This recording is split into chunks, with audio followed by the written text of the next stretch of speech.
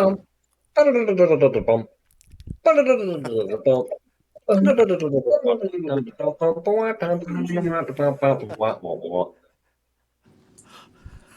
right. Welcome back, everyone, to our continuing D&D series here. Before we start, got at least for me, I have one announcement to make. Some of you may have, if you noticed, this Monday I didn't post a solo stream. I'm going to put my solo streams on hiatus for the moment until I figure out my networking stuff, so that way I'm not producing a bunch of poor content for you guys.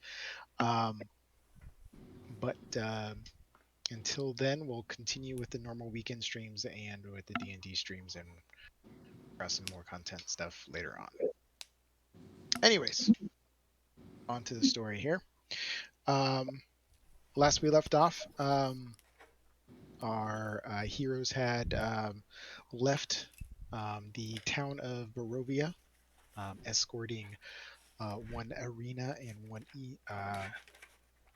Ismark, yes, to the town of Valaki, which is a bit ways west of Barovia.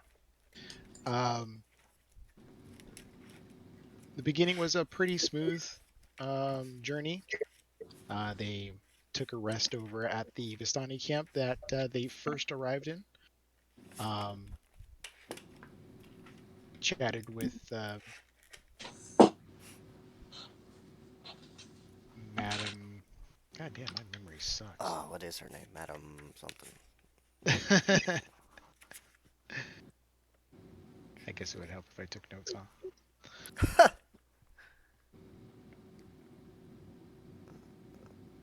Madam Ev. Yeah, Madam Eva. And from there to press forward the next day. Got a little ways until they were ambushed by some dire wolves.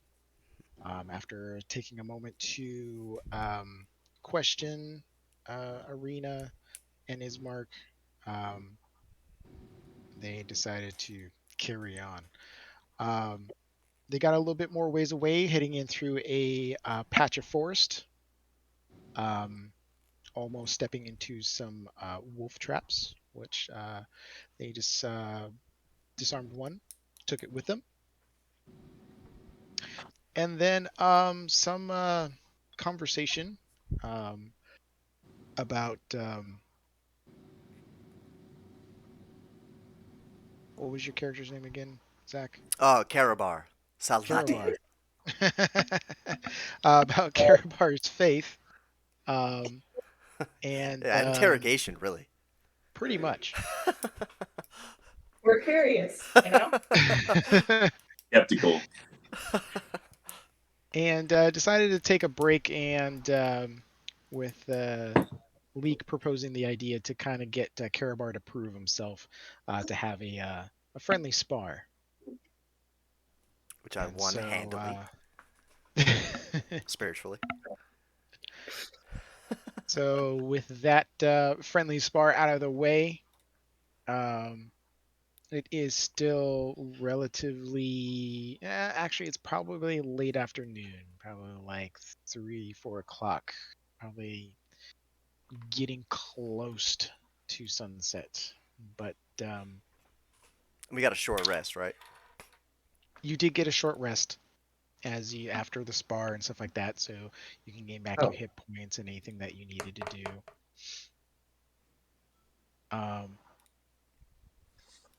And so you have the rest of the day to continue on your travels or do what you need. Right. All right, so right off the back, I'm definitely looking around very, even though I'm like resting, I'm very, paranoid in this place. I'm trying to sniff for wolves. I'm trying to listen, all that shit. Are you still a direwolf? No, I I would have, once I took the short rest, I would have reverted back. So But even still, I'm just very on edge. Yeah, I'll sort This of wood. stand up, kick some dirt on the little small fire that we made, and be like, well, I hope I've established myself as a valuable member of your team. Uh, I suspect we should keep on escorting these fine fellows. You can hold your own. You got quite a punch there, Leek. And I sort of tap him on the shoulder. I got like a shiner going on my right eye. Just for a minute. I imagine Karabar is also walking a little funny as the finishing blow is a shot to the nuts. Ah, yes, yeah, that's right. Ooh. Yeah, he's definitely walking gingerly. All right, so you guys go ahead, pack up your things, and get on the way. And you start traveling down this road here. Um, you get about, I'd say, like 30 minutes down the road, and I'd say Falco, since you're the one that's being more kind of like outlooking, go ahead and give me a perception check. Perception check. It's a 22. 22. Um, so you're kind of walking a little bit of ahead of the party, and you don't see or hear anything, but you immediately pick up a smell. Um, it smells very. It's a unique mix of sweet and savory, like something's baking, Mm, and it smells delicious. mm.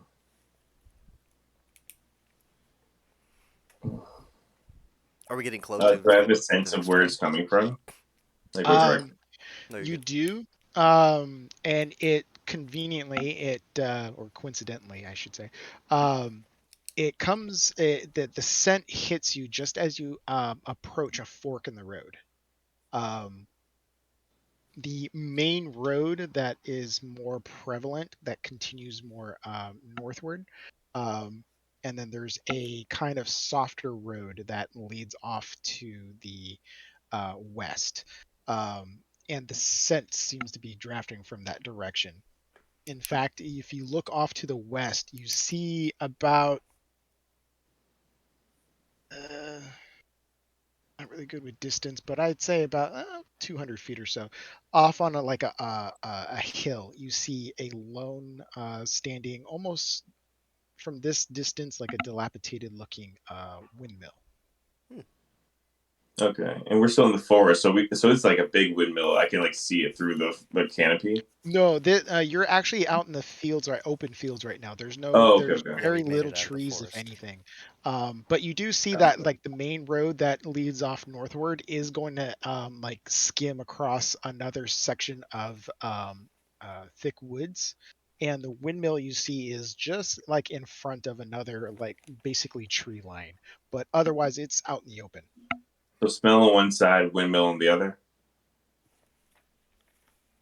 No, no. So the you can tell like the smell is coming from the direction of the windmill. Oh, okay, gotcha. Okay.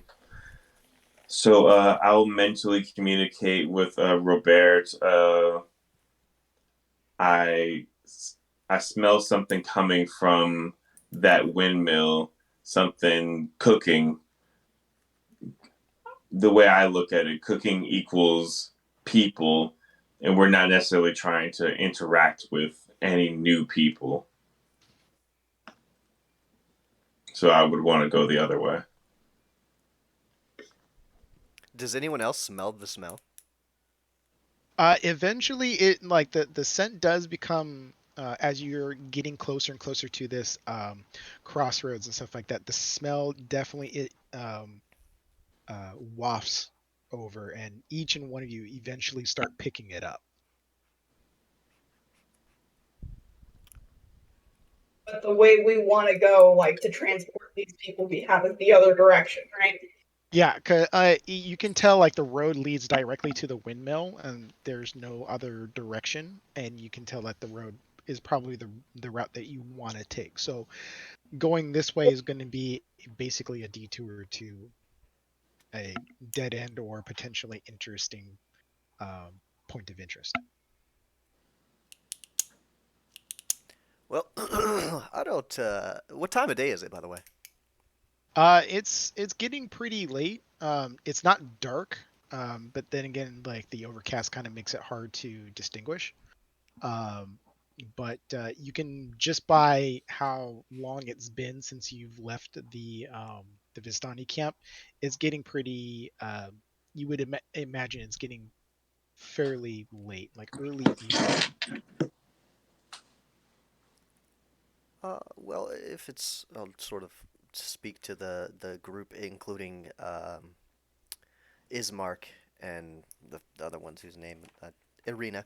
I'll say, Yeah. whoa, how far are we away from our destination? Abouts. Um, Ismark kind of like looks around and thinks for a moment.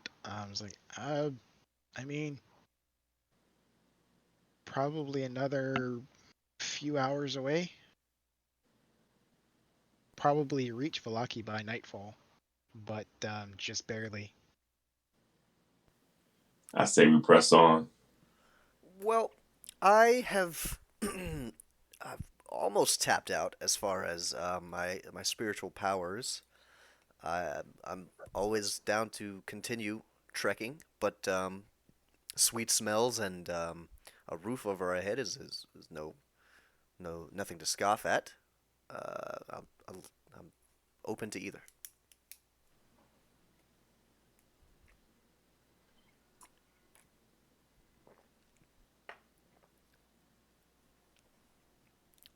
Leak, I feel Robert, like you're it could be theoretically, possibly, a trap. Like That's what I'm thinking. for us to read, or anybody who just happens to be walking. Just we gotta weigh the odds. On one hand trap, on the other hand pie. You do like pie. Who Also, doesn't? someone else to fight, probably. That's a good point. I mean, you thoroughly whooped on myself. So I mean, I'll be glad to support you from the back of the line and while you beat the shit out of some people. Listen, we don't need to be looking for fights. Yeah, Well, ultimately we're here to protect these people and get them where they want to be going. valid point. I feel like that takes priority. Valid point. Well, I vote. I would like some pie. I guess ultimately it's up to our esteemed guest here, Ismark and Irene. Are you open to pie, or do you want to just But 50-50. get there? um ultimately like they both kind of look at each other and it's like, well, it's if we go and take this detour, it's going to be even later when we get to Valaki. And Valaki at night don't really like strangers coming up. So the earlier we get there, the higher chance we actually get into Valaki. What about, hear me out, pie, roof over our head, and then get there very early in the morning? Then there's not even a possibility of getting there at night.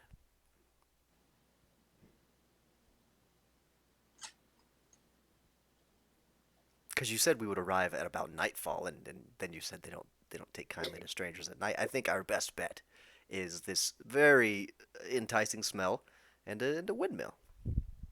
I'd rather camp out than stay in a windmill with a ominous smell. It doesn't smell Windmill ominous. imagery in the house that almost killed us. I'm sorry, what was the question? There was windmill imagery, right? In the dead house? We saw windmills on shit, Oh, right? there was. Well, I didn't.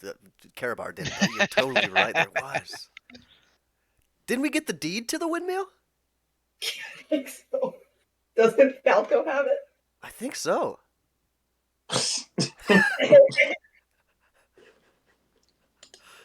So we just kick those people out. We stay at our windmill.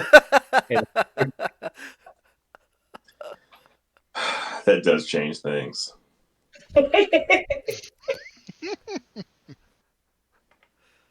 So now we're clearing out our property. That's right. Yeah. And if you get a pie out of the ordeal, I mean, it's a win-win. For clarification, DM, is it the same windmill? Would we be able to tell? Let me reflect on that for a second. That's great.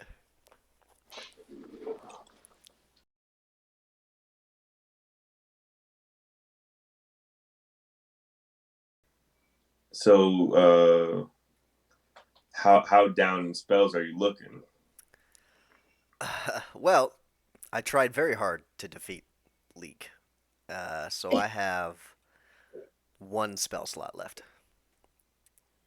Hmm. I see. But game-wise, I could potentially cast one more spell. Seems like a bad time to try to clear something out. Well, I mean, Leak can probably handle it himself, and Robert is a very large automaton. I'm sure they can handle themselves while we sort of I support. think you might have a false sense of confidence. You know, the first house we went to, we I mean, we lost somebody. almost died multiple times. Well, So now you have me. walking through things blind. I'll keep you alive, and in the event that you do die, I'll see to it that your soul is hardened up to Saloon. What happens if you die? Well, then I go to Saloon.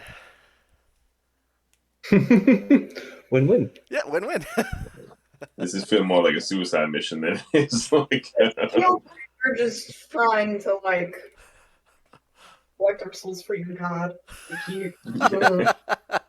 Listen, I don't want to be Moonlight.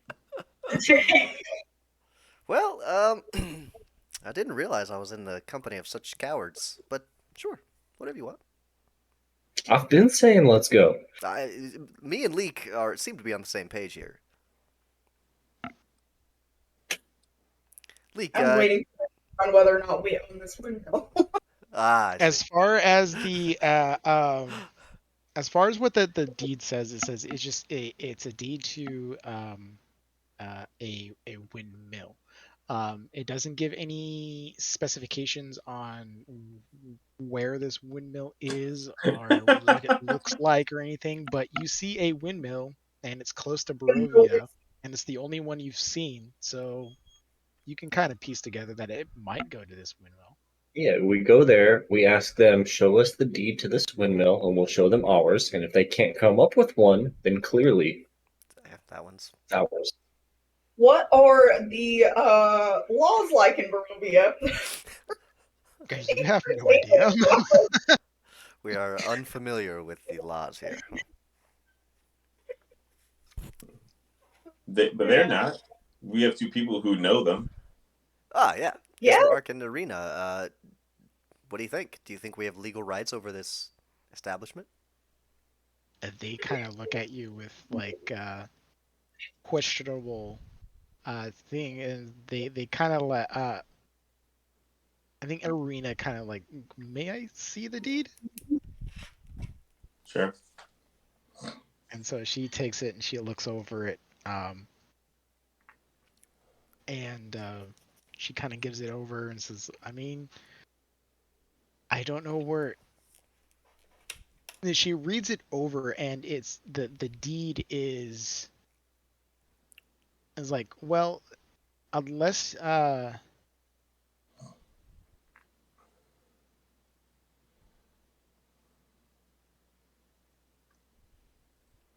While I was holding it, could I be inspecting this deed to make sure it's like actually real? If I can just like, do whatever I need to do to like look it up. give me an intelligence check. Yeah. I mean, to be fair, if Strahd is in Barovia, wouldn't he be the one to rule whether or not we have the windmill? Hmm. Fair. 17. 17. From when you were like looking at it and stuff like that, you can tell that like this is fairly. I mean, you found it in a library and stuff like that. It looks official enough. It has a seal and everything else like that. It looks official. You have a pretty good thinking that it's real. Okay, but it doesn't have like an address on it. It, there's no like 1-800. uh yeah, right. Trying to find 4 a turns past the big stump. Yeah.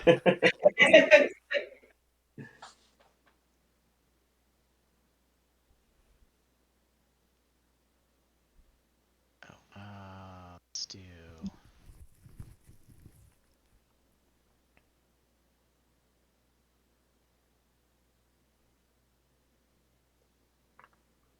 But if it's okay. So like she like reads it over and is like, well, unless you can prove you're part of the Durst family, I don't know if you can actually use this. Mm.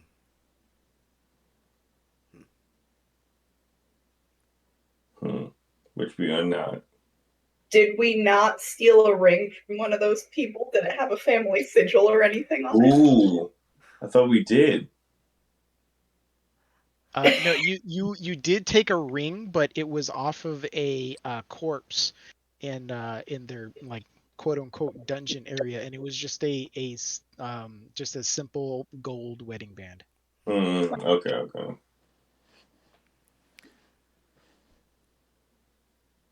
It was a signet ring. Well, here's my train of thought. If you hear me out here, Falco and Robert, who don't want to go check it out.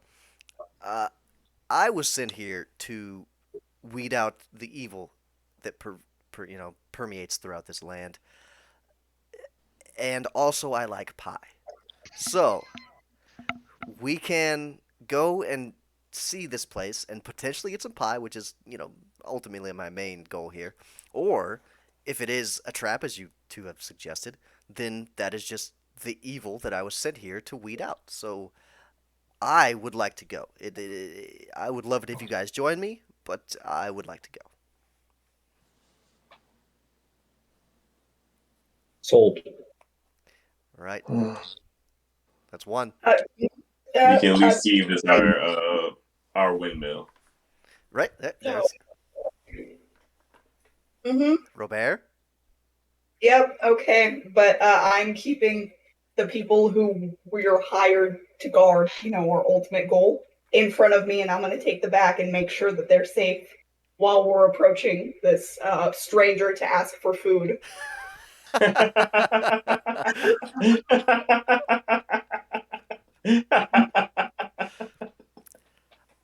think that's fair. Right. So you guys Oh are man. taking the road west. Yeah, we're gonna go this 200 or so feet to the windmill and knockety knock knock. All right. So you guys go and make the decision. You go ahead and take the western path, and slowly and eventually you end up at the or you're approaching this old windmill. Um,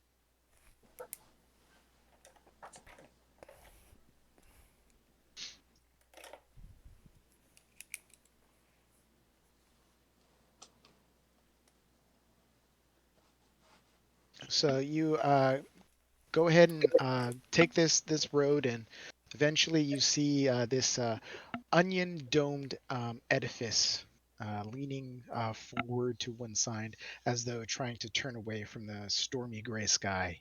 You see gray brick walls and dirt covered windows on the upper floors. A decrepit wooden platform encircles the windmill above a flimsy doorway leading to the building's interior.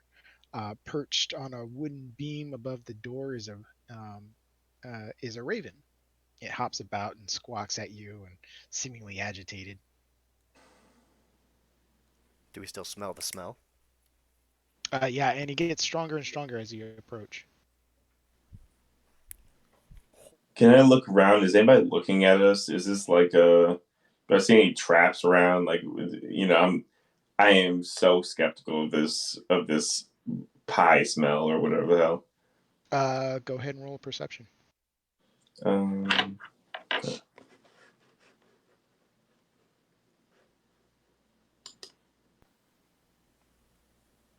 15.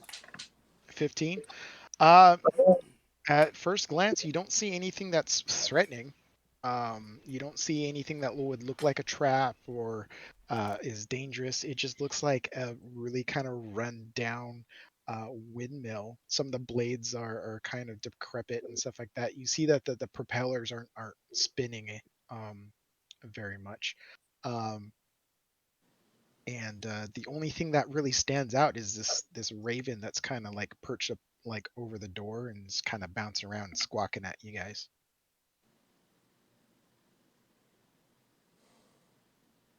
Good. Does it look like he's following us with his eyes? Well, he's not really following you, but he's like as you're kind of coming up, you see this raven that's over the door, kind of like it gives you a good kind of a few squawks, and as you approach more, it flutters and then it takes off towards the north. Gotcha. Okay. Does it, like, can we hear any sounds from inside as we approach? Give me a perception check.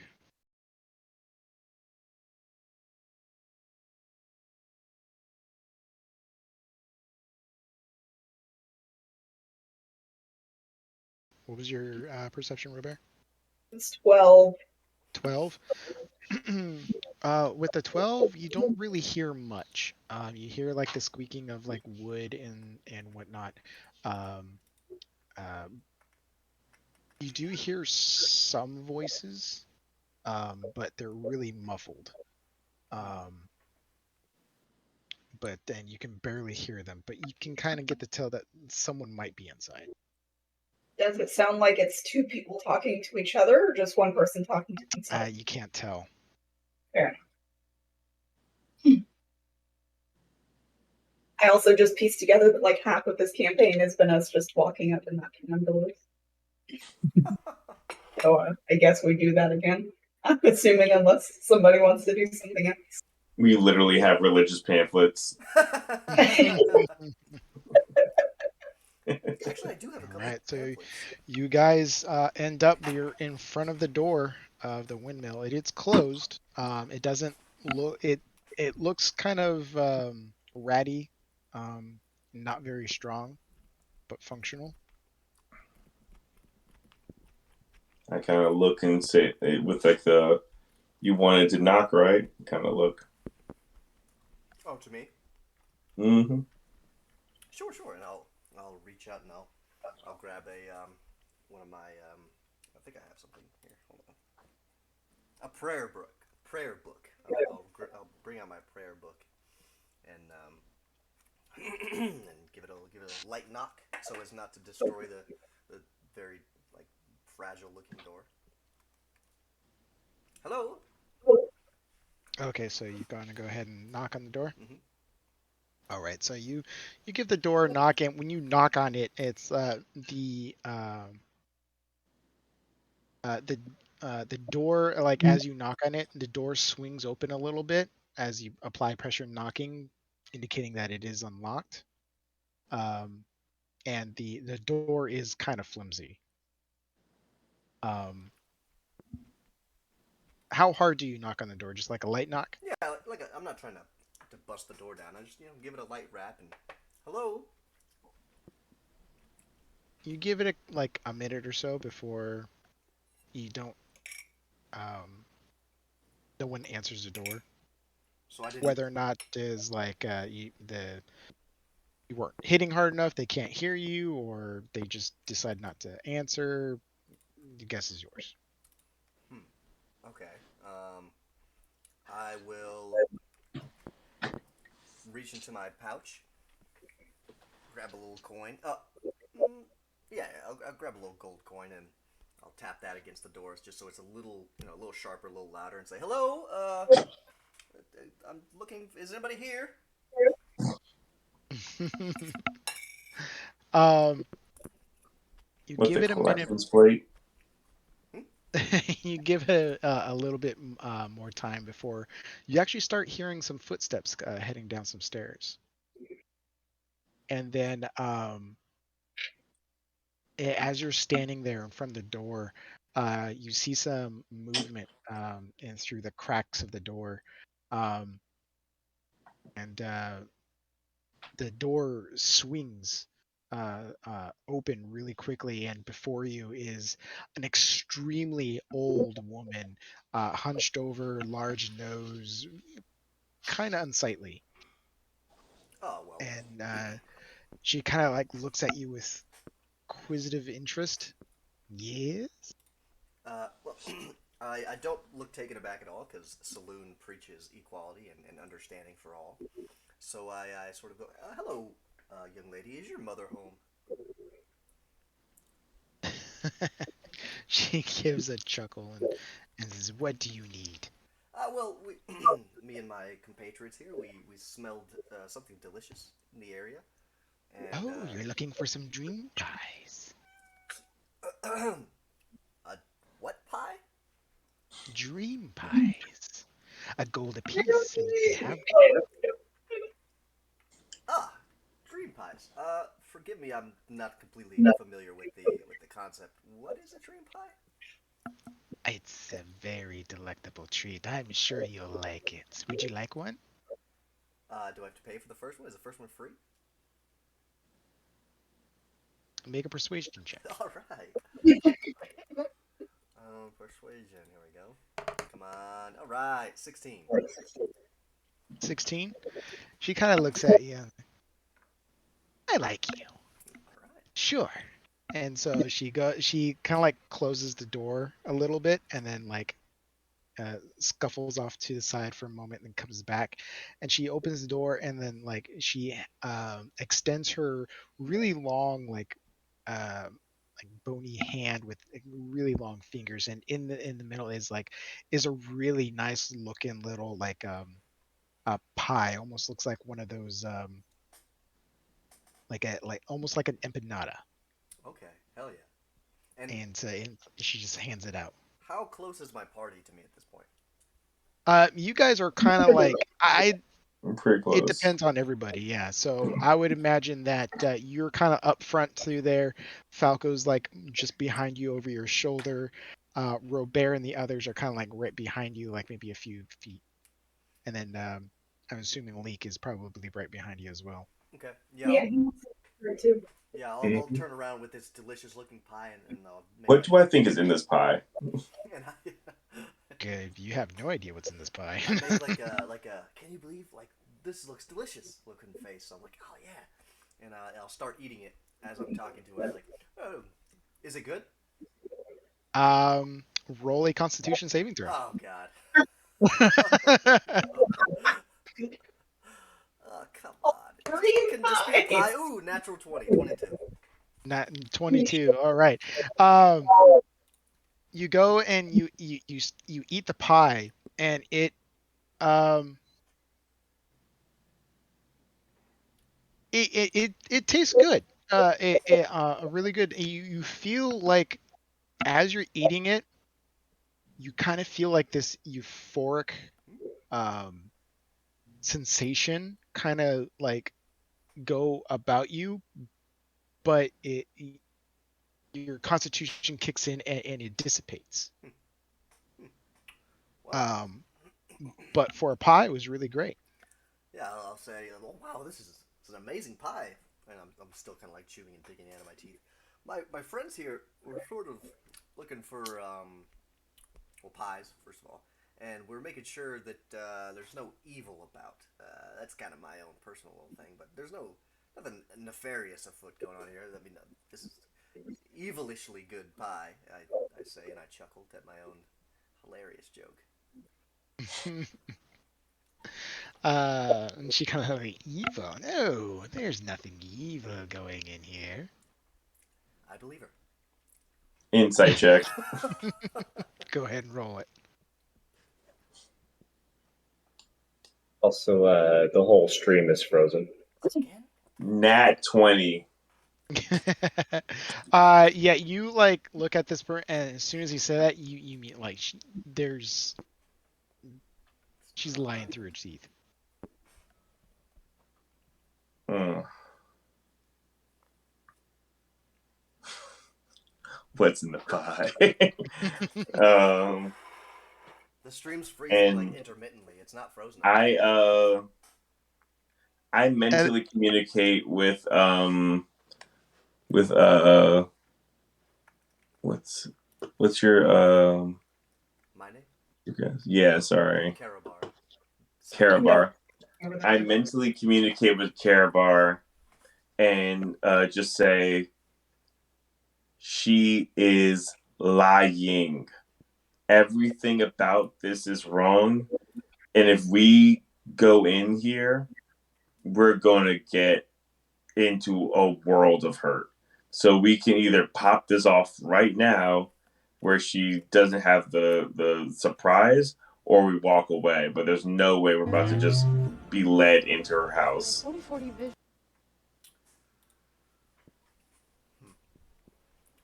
Well. Okay, yeah, I'll just be like, excuse me. And I'll turn to the rest of the party, sort of picking delicious pie out of my teeth, and I say, well, she sells pie for gold, but other than that, everything seems to be on the up and up. Completely ignores you.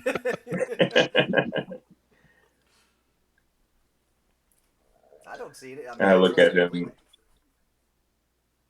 It was a delicious pie, caused no ill effects. She gave it to me for free, so I mean, she's an old lady. I mean, unless you're an ageist, she's nice. It's fine. All right. Then I guess it's time to keep on moving then, huh? Sure you don't want a pie? I'm telling you, it was probably the best pie I've ever had. I'm fine. Yo, I want a pie. I'm telling you, it was super good. You know, these berries that I gave you, you don't have to eat it all. They're You can absolutely just terrible. They're so not bad.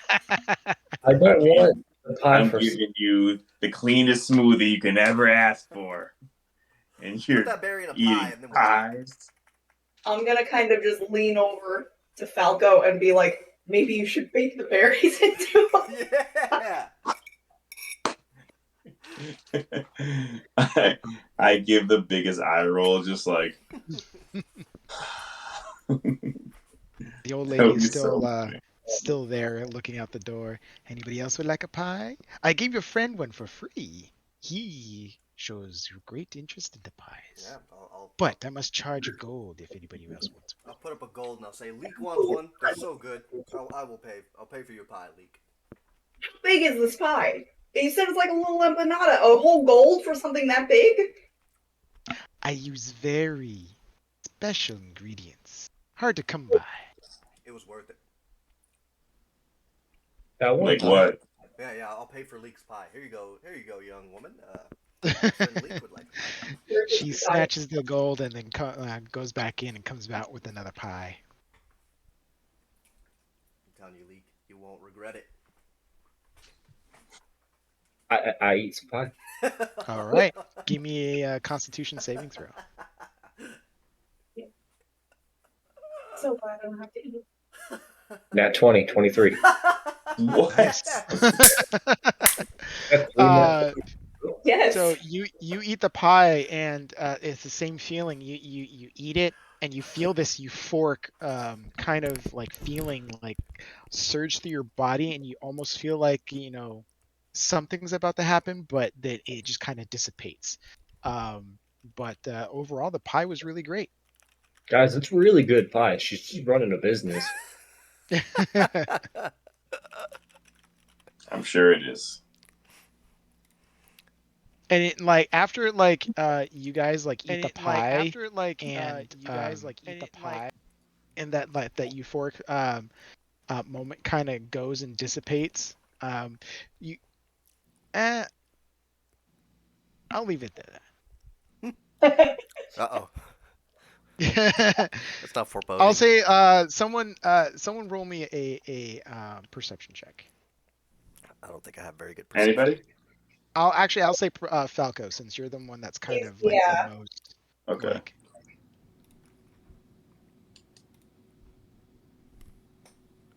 22. 22. As you're like watching, you're kind of like keeping an eye on this old hag as your friends are eating this pie and stuff like that, and you kind of like see this like a slight sense of disappointment as they're eating the pie. From who? From the witch lady? Yeah, from the old lady. Mm-hmm.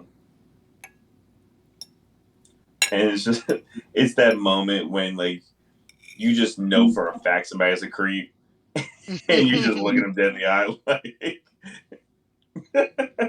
with the dead face. I'm just looking at this lady like, ugh. But she kind of like goes back to like, anybody else want a pie? Would you like to buy some more? Take some for the road. That's not a bad No idea. thank you. You sure? No thank you. I think we're good. We can hit the town by nightfall. Worst case, we slip in. We have pretty good ways of getting places. Obviously, we can make things happen. Okay. Yeah. Well, thank you very much, ma'am. I will take one more pie, and I'll hand her one more gold, just for the road. Yep, she snacks it and gives you a pie. All right. Yeah. But thank you very much. Please keep up the good work. These pies are amazing. Yes, You're please, doing come you're back doing again. saloon's work, and I appreciate you. Yes, she's like, yes, please come back, buy some more. We will. And I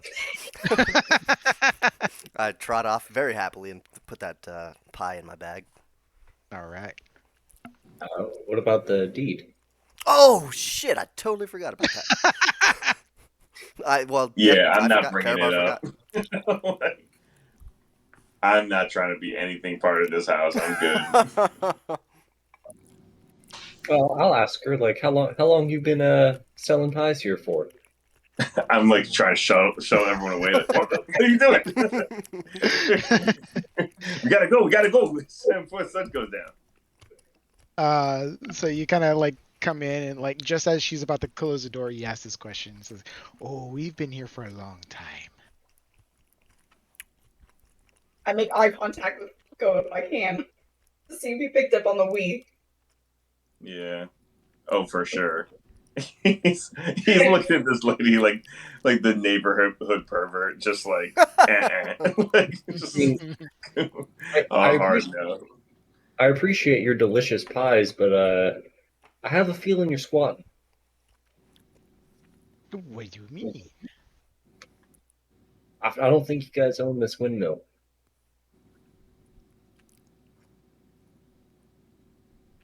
Been here for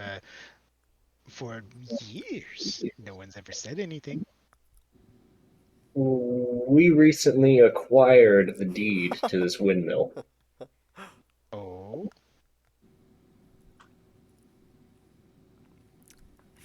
Just own?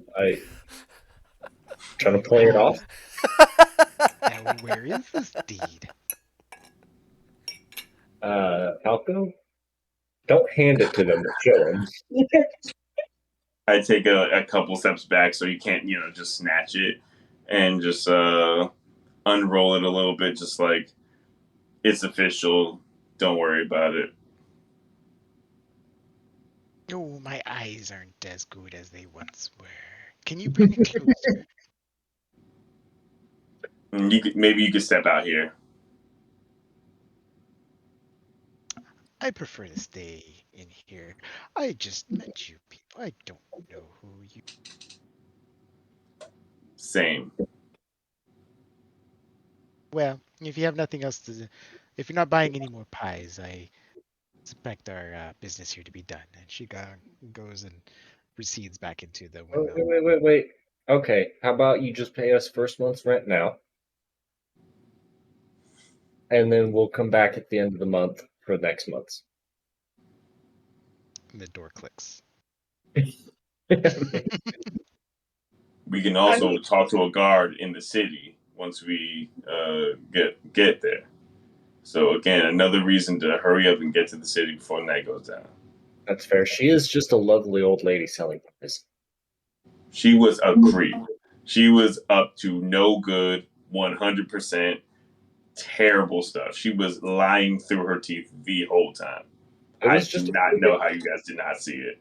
it was just a pretty good pie. Take a bite of the one Caribor got later when he decides to eat it, and you'll see just What- delicious pies. What was in it? Was it like meat or fruit or? She wouldn't say.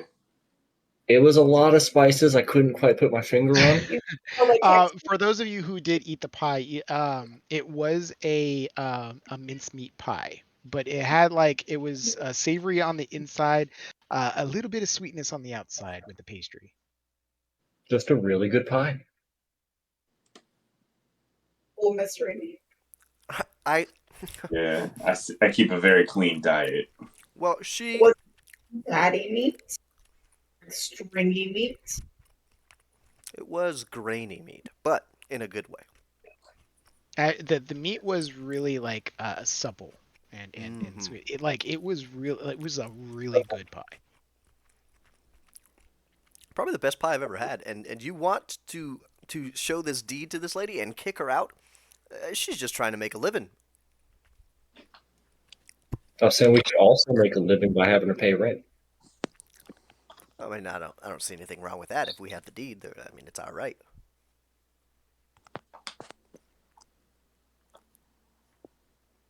Every game we play tournaments. Did we do the same thing with that tavern? You know what? Yeah, we'll ask a guard at the next town. What obligation is here, and then we'll come back if we have to. Okay, that's fair. All right, let's get the law involved. You're probably right. Then they can find her a place to live in the interim. I think that's probably the best idea. That's exactly what I said. Right, but you didn't say it like they did, so.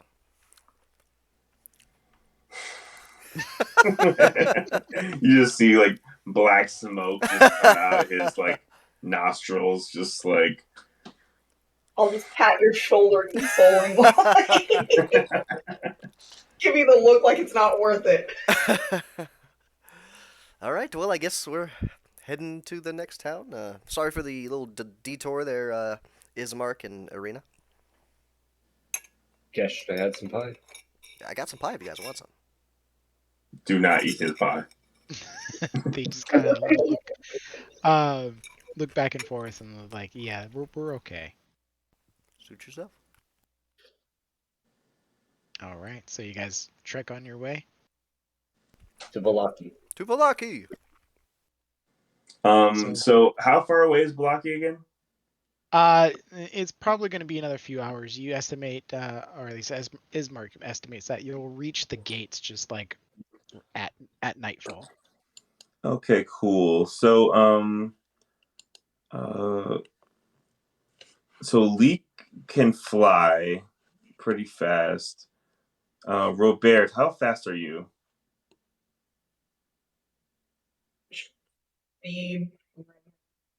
Like about 30? Okay.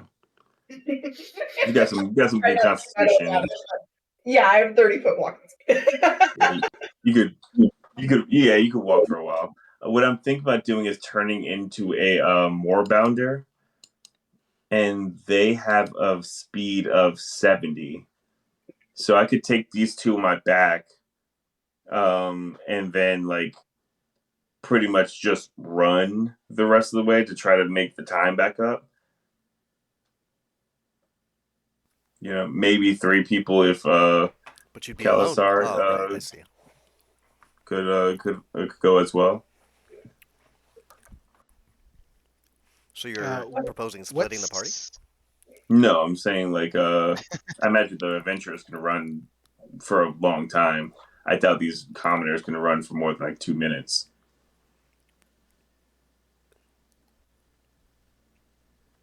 So you're really just suggesting we pick up the pace and then you're going to turn into an animal and carry them to help us all carry the pace. Exactly. Okay. Okay, yeah, we could travel at a fast pace to pick up some time.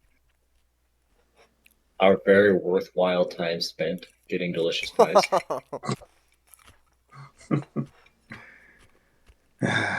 it's the worthwhile word that really just kind of hurts the most. But as I have like my berries that have kept all of you alive, I'm just like trying to. It's low key subconscious, but it's like, all right, I didn't think they were that bad.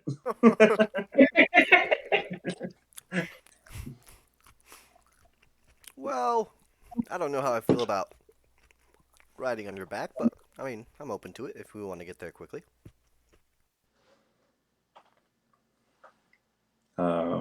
With that, I turn into a moorbounder.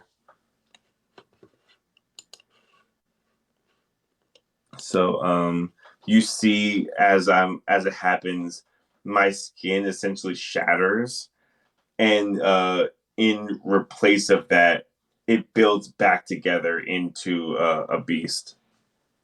Cool every time. Yeah, that's pretty Thank cool. you. And you see like pieces of onyx just kind of trailing behind me and just kind of like shadow kind of moving around me. But I am a large beast with tusks and look like a panther. Do you think, Giant. DM? Do you think that three of us could sit on the back of this Onyx Moorbounder? I'd say the moorbounder can fit two Mm-hmm. comfortably. Mm-hmm. Um, uh, any more than that, then I'd say it's going to be reducing your speed. Fair. I mean, my speed's still going to be even 70 half is still Keeping up what with that pace. 35. Right. So I would still be leading the pack. Okay. Um. hmm. Yeah, and if I don't know if it'll have any effect, but throughout the trip I'll just be casting the cantrip guidance on him so that he's not, so he's got Saloon's grace so that he's not too slogged down. How long does guidance last? Just out of curiosity, are you I like think it's like a minute. constantly? Yeah, it's like a minute for It's like playing. yeah, It's a like minute. playing a game on the road. You just kind of Mhm. Yeah. Saloon guide you. Saloon guide you. Okay, saloon guide you. Okay, so you exactly. got. So are you like um, going ahead and taking them to the rest of the way to Valaki while the others run, or are you just No, I'm staying riding with as a them. mount? I'm just staying at like the head of the pack, but I'm just suggesting that we try to like book it to get there before the sun goes down, so we have a better Okay. chance of getting in. Well, with that, you can definitely do that, but you are traveling as your slowest person. Yeah, which is I think Robert. Yeah, so you're Yeah. still traveling at 30 feet per whatever. Oh, we can't like dash it. But if I run, can't it be like dashing and make Right. it be 60? That's what I was thinking. Well, You yeah, could yeah. actually, You can up the pace if you want to. I'm just saying that like the added benefit of having a moorbounder isn't, you know, yeah. isn't I'm not taking adding to off. you. Yeah, it's Yeah, just like the only thing that you're doing is just providing, a mount for other people to ride. yeah. And also, if some shit pops off, I have a creature that can. It's better than a horse. But yeah, that's fine. Yeah, you can. So yeah, so you can go ahead and fit what you need. Um, and so you guys go ahead and up your pace from a walk to say like a jog, kind of like double timing it. Um, with that, I'd say that you guys can make up the difference of time um, a little bit considerably. But with that, you guys go ahead and follow up you get back onto the road, the main road, and you go up, and you are following the road that crests the edge of the forest, and the fog is just kind of like seeping out of it, crawling over the road, um, and you follow this for some time until you come up to basically an entrance into the road actually leads into the forest. Worst. Uh-oh. I mentally communicate with one of the twins and say, or one of the siblings, and ask about how much further from here. From the entrance of the forest, it'd probably be at the pace that you're going, maybe another hour, 2 hours. Okay. Mm, yeah. How long has it been? How long have we've been going that pace? Right now, you've probably been going at that pace for about 45 minutes. Okay, cool. Yeah, I'm going to use my second wild shape because it only lasts an hour. I'm going to use my second one on the second hour of this trip, Okay. and I might push forward a little bit with the twins just to make sure I get to the gate by the time we actually get there. Because all I need is a short rest to get them back. But I don't want to get caught out there, without being able to wild shape if I need to. Yeah. So, okay, you guys go ahead and do your thing. You guys are now entering into the forest. It kind of darkens a little bit as the boughs kind of like allow less light to filter through. Uh,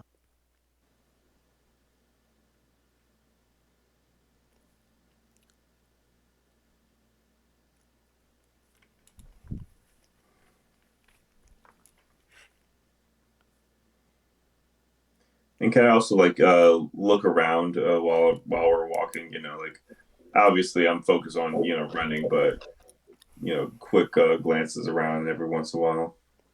yeah, go ahead and give me a perception check.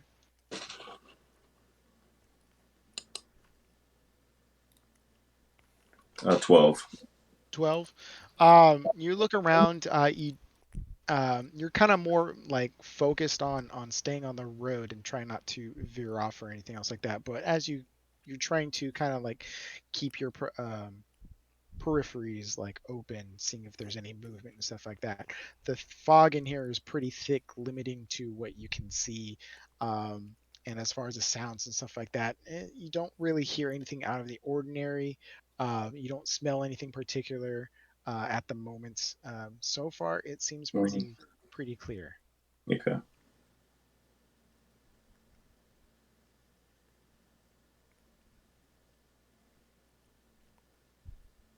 Hmm. Uh, about what time is it as we're getting closer? As you're getting into the forest, you check it's you've made some time, um, but it is getting dark. The light in the clouds is diminishing quicker and quicker, Hmm. um, and entering into the forest doesn't help that at all as it gets more and more dim in here. It's getting a little harder to see as you're going through.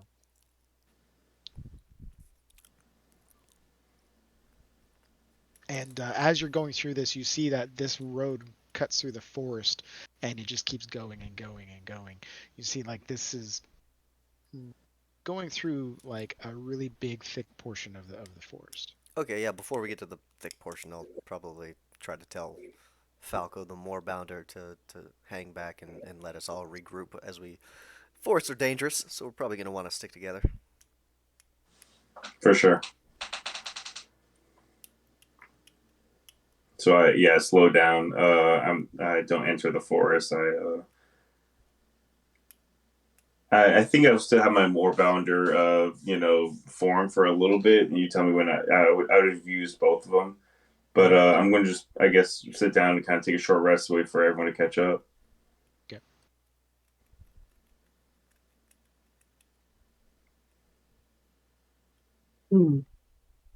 I mean, you were, half speed, so 35, so you weren't that much faster than the rest of Mm. everyone. Yeah, but I would use my action two to go, so it would be 35 plus, Hmm. But they're using their action too, so. there. Yeah, so just 10 feet ahead. Hmm. We gonna have enough time to get to Valaki before sundown? Good We question. might have to set up camp.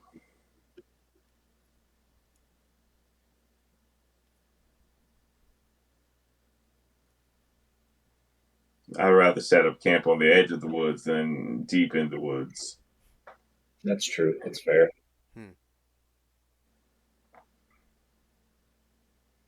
And then we can hit it in the morning and walk straight in. But there's something wrong with that lady. There was no way that we're gonna stay there.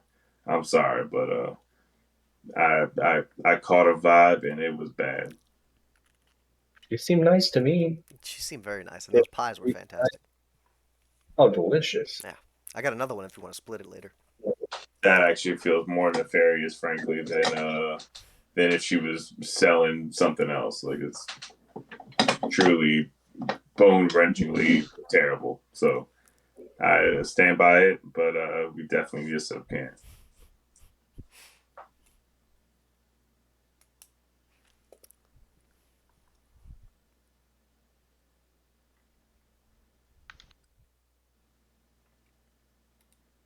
And I guess I'll start setting up camp. So Yeah. you guys are you guys going to long rest outside the forest? Yeah, that's kind of I guess we would bring that question to Ismark and Arena. Are we gonna make it before nightfall, or should we set up camp? I mean, if we keep up this elevated pace, we should make it there through nightfall. These forests are pretty deep, and from the time it is going to get pretty dark in there. So if we are going to go in there, we should probably stick together. Um, there are things that do lurk in these woods. And it's we have visuals on one side, and then we can at least have our back to the woods versus be surrounded on all sides. If we don't make it, so we have to camp in front of the gate because we can't get in. Would have been nice to stay in the windmill with a handy helping of pies. Bone chillingly terrible. She probably would have just made us some dinner. Yeah. As a spare room we could have used. After Should have made you you into dinner. squatting? Brought all the more reason to let us stay there. That's true. We got the deed. We could have very well convinced her to let us stay, and like Leek said, she could have made us dinner. In the same vein And as the poison you. pies. Well, I ate a Because you're out pie. here And trying I'm to just figure out fine. her house. Knocked a month off her rent or something. Yeah, Bang, boom, boom. Boom. The win for everybody. Yeah, people don't usually go from paying nothing to something very casually. She seems sweet. I mean, Understanding. yeah, she sells those They things at always gold do. a piece. So I mean, she clearly is in the need of money. So that is a valid point. I feel like this conversation is not beneficial for what we're trying to, Yeah, we digress. Good point, Robert. Perhaps we should move in a, more constructive direction. Well, you're biased, Robert, because you don't eat pies. So I mean, I don't know. I can eat pies. Right, but you don't get to, enjoy the deliciousness. Yes, I can. Oh, well, you want some of my Hey, pie? No, I do not. All I right. appreciate the offer, though. That is very nice of you. It's like really good pie. You're missing out. Yeah, like it's probably the best pie I've ever had, and I've had a lot of pie. Then you should enjoy it. All right, me and Leek will enjoy it, and you guys are just sit there eating your good berries and trying not to gag. I quite enjoy the good berries, thank you. And I'm Pat.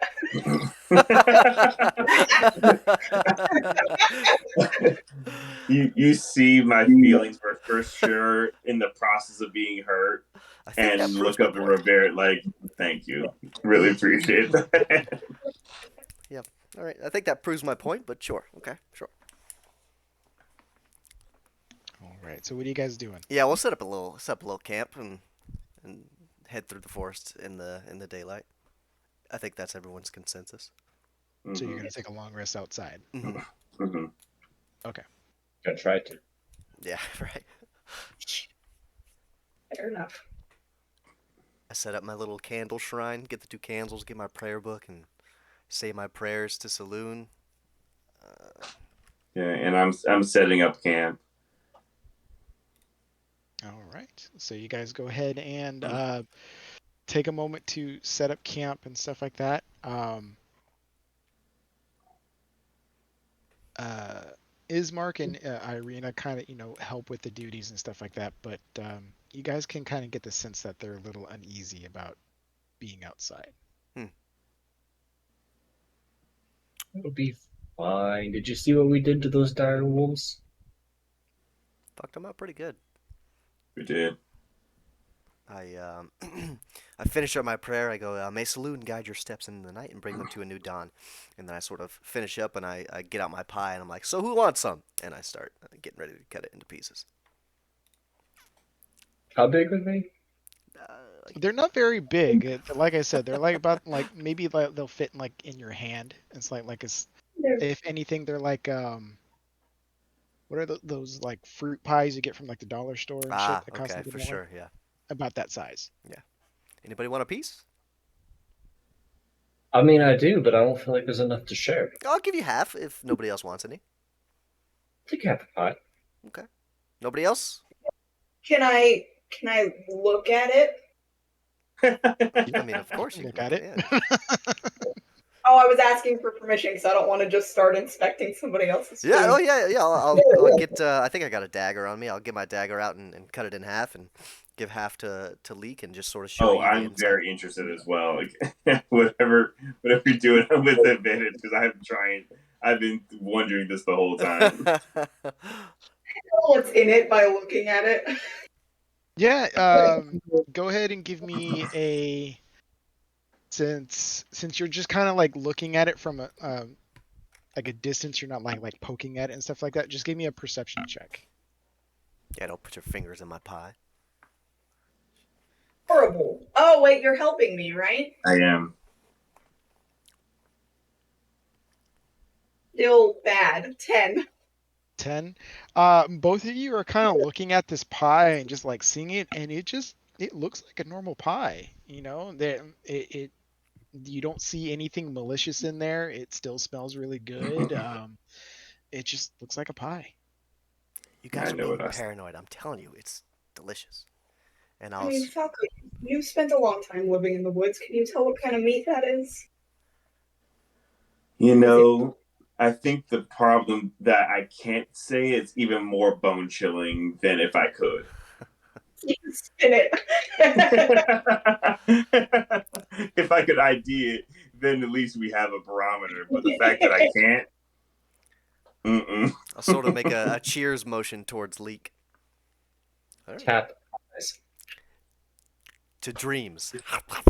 And I eat that No, shit. no, no, no, no. All right. Both of you give me Constitution saves. Natural 20 again, I hope. Not nearly as good. A 10. Mm-hmm. Of course. 10. What? Of course. Of course. Oh, that's crazy. All Swear to right. God, if you guys attack us, I'm gonna lose it. We're just gonna be euphoric and full of pie. Oh, yeah. I mean, maybe you will be. Maybe it'll be like the wine from the Vistani. Yeah. Everybody there seemed happy. You fucking turn to Stepfords. Okay, so you guys watch them as they eat this pie, and they're just like gleefully eating it, and then both of you feel this euphoric, just like energy just wash over you, and Oh, yeah, that's good pie. yeah, but this time it takes hold, and your vision just starts. It goes blank for it, but then you look around, and you're in the most peaceful place ever. It's like you're like you are visioning the most scenic area, and you feel just at peace, and everything that you ever wanted is just around you. On the outside, Falco, and you just see Karabar and Leek just like deadpan staring into space, just not moving. Does it seem like it's detrimental, like it's gonna hurt them, or does it just seem like they're No, really they're just like look, they're just staring off into space. They're not saying anything. They're not moving. They're still breathing, you know, but you look at their eyes and it kind of has like this 1,000-yard stare kind of look. But for the most part, they seem okay. Mm. So now we got the holy man high, huh? I mean, yeah, should we just I mean he got himself high, to be fair. Yeah, Don't fair, put that fair. on us. He Should we he really tried to get high, honestly. maybe they just need to write it out. I I mean, guess. remember that one time when, like, on the mushrooms, same thing. I think they'll be Yeah, fine. I've tripped a couple times in my day. I'll take leak and his little 3 foot tall body, put him in a bedroll, tuck him in. Yeah, pretty much. I essentially sit on them when I'm taking my watch, like just like it's a federal, like a little, like a when you're in kindergarten, your teacher like sits on your back. She's like, "No, you're not going anywhere." Like, no. Must have been a rambunctious little kid. Nobody sat on my back. Oh yeah, it was a thing. Might have been abused, dude. Yeah, maybe. Right. So yeah. If you guys aren't interjecting, then yeah. Leek and Karabar, you're just having this most wonderful, euphoric, in, like experience you could ever imagine. The pie's even better the second time. Oh God, this is great. Oh my God. Does it last? How long does it last? Do we get a long rest or? At this point, you don't care. Yeah, okay. You're just writing it, Okay. and so it's like you're just having the time of your life. Okay. You guys are fucking junkies.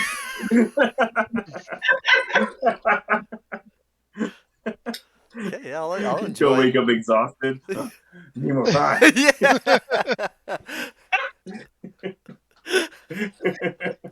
And immediately beeline back to the windmill. You're scratching your neck. I need some more pie. You got any more pie? Oh my Good, God. baby. Oh yeah.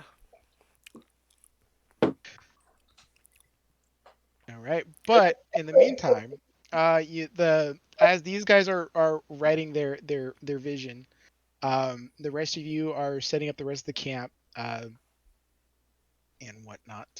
Um, are you guys taking turns doing shifts, or is Robert just going to sentry the whole time? I'm I tripping mean, I as think long as you're I on can. century the whole time, regardless. But if anybody else wants to stay up too, that's up to them. Yeah, I'll stay up for a little bit, just kind of like once the sun goes down, just maybe like an hour or two. Just like I'm gonna go to bed, but it's still relatively early in actual time. Mm. So just kind of watch these chuckleheads, and I think I would just talk to Robert a little bit and just be like, so I don't know if I've told you this yet, but well, I don't think I've told you this yet, but we can't leave here, Barovia, until we fight Strahd. Why not?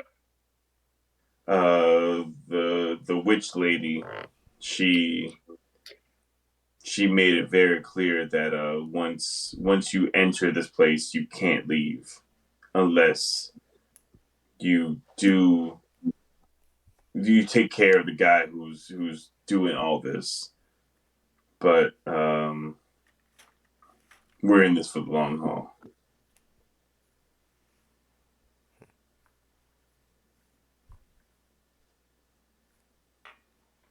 Yeah. Make sure nobody else dies. I'm trying. I'm really trying. They're not making it easy. They are not making it easy. I'm telling you. And And then like I just start complaining. I'm just just venting since you so guys been hard. like finished making camp and stuff like that, and are talking and stuff like that, it's been a couple of hours and they're still zoned out.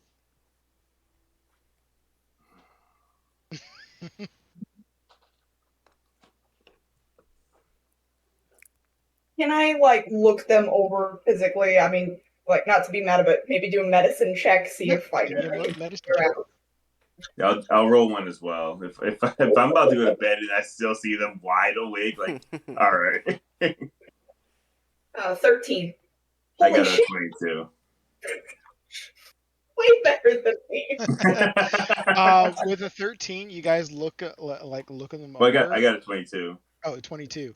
At 22, you guys are looking, and they're definitely under a sort of trance,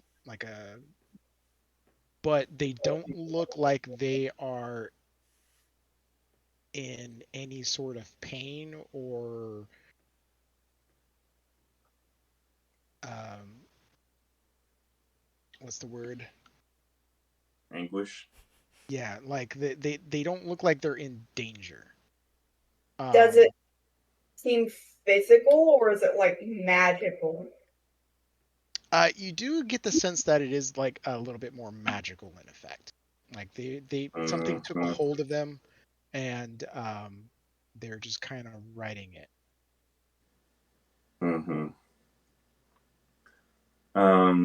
But you with a 22, I will say that you think that maybe with a firm slap to the face, you might be able to get them to knock out of it.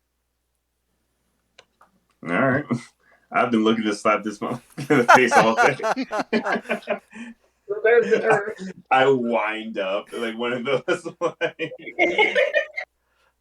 like I brought it from the heel, from the earth, you know. So you go ahead and who are you slapping first? Sorry, Carabar? Carabar Carabar Salvati, is for it that sure. hard? Yeah. For sure. Yeah. So you go ahead and you give Carabar a good slap to the face, and Carabar, you're just in your dreamland, and all of a sudden, bam, you slap, and you're back into the reality. Yeah, I'm right in its face. Wake up. And you just like you're like it like it shocked you out of there. You kind of have to take a moment, like, where the fuck am I? yeah. As soon as he slaps me, I just say, "I will marry you, Saloon." What? And Ooh. yeah, you're back into reality, and you're kind of disappointed. Um, kind of want to go back, and you kind of have this slight urge to go and eat more pie. I just start like licking my fingers, like that was a good ass pie, guys. Ugh, highly recommend. Like I highly. I I put my hands on his shoulders and like look him dead in the eye with like my dragon eyes, just like, you were in a trance for hours. This is You were in a magical trance. This is literally a poison. It puts you completely under a trance of some kind. You need to focus. This is not good stuff. Like, I'm like, While he's doing that, I'll go wake Lika. I want to start with gentle slaps though, and like work my way up to the harder slaps. Like I'm trying to be nice about it. Yeah, like you go you start with the light ones and stuff like that, and it's not working and stuff like that. You kind of a little harder, and you get to the point where you just got to go whack across his face, and then yeah, Leak, you're in this wonderful place, and all of a sudden, bam, slap, and you're like, wake up, you're on the ground, you're staring up at Robert, going, "What the fuck? Where am I?" But What? yeah, it's but as reality kind of sets in, you're like, damn, I want pie. I want to go back. I was having the most wonderful battle. Oh, it was great. What? It was fake. Shh. You got any pie on you? I think we should look. It wasn't that far. Like we could probably get back, and then Do you not hear me? I can fly really fast. This is poison. Me in the eyes, Leak. Was the pie better than the feel of another man's blood on your fist? There was so much blood on my fist. It was I'm gonna look over to Karabar. Give me all the gold you have. I can fly so fast. okay. Oh, that sounds like a plan. Okay, yeah. DoorDash and pies. Yeah. I don't have a lot. I hand him a little satchel. Here's 13 gold. That's at least 13 pies. Maybe you can convince her. She seems really nice. A baker's dozen will get us through the week.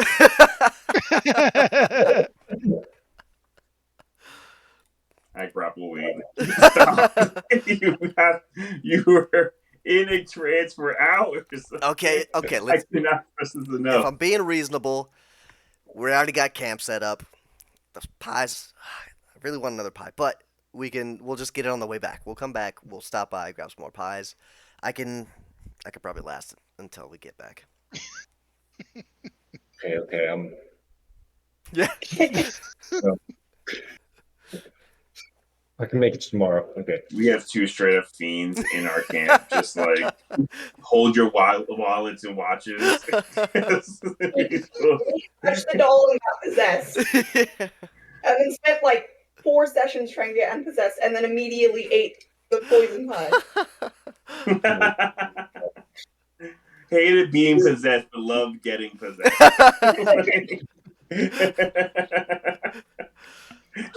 Oh man.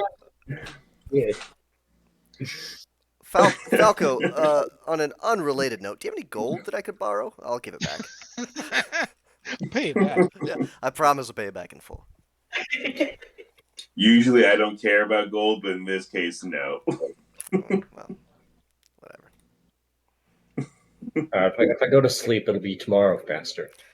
I like the way you think. They're sweating and rolling around on the fucking ground. Saloon, guide me to pie, and then I'll go ahead and get ready for my long rest. Sweating and shivering at the same time, just like, good God. Is there a god of pies? I look to the siblings, just like, I'm not crazy, right? All right, so you guys go ahead and finish this up. You guys try to lay down. Karabar and Leek, you guys try to fall asleep normally, and with just the visions and whatnot of what you've experienced just kind of flood in, and it's just like you're just such a great moment. And it makes it kind of hard to fall asleep, but once you do fall asleep normally, but dreams just don't match up with what you experienced. In my dreams, the moon is just a big pie.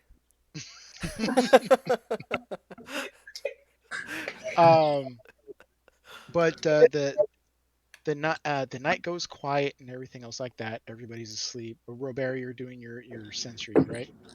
Yes. All right, go ahead and give me a perception check. Rolling like shit tonight. 10. Oof. 10. Third 10? Is it in a row, though? It's because y'all stole the natural 20 luck from me. Yeah. No whole section. Sorry. So you guys, everybody's asleep. Robert, you're just kind of like sitting there overlooking everybody and stuff like that. You're kind of like, just scanning the area. And for a moment, you're just kind of like thinking to yourself, you've zoned out for just a little bit. And you swear you see someone, a tall figure, almost just a silhouette of someone standing over Arena. Over what? Over Arena. Arena's laying on the ground, and you just see someone just standing there staring, looking over her.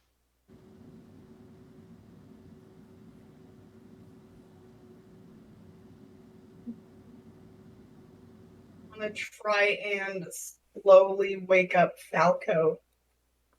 Hopefully without alerting this person if I can. Okay. So yeah, you go and you kind of like shake Falco up.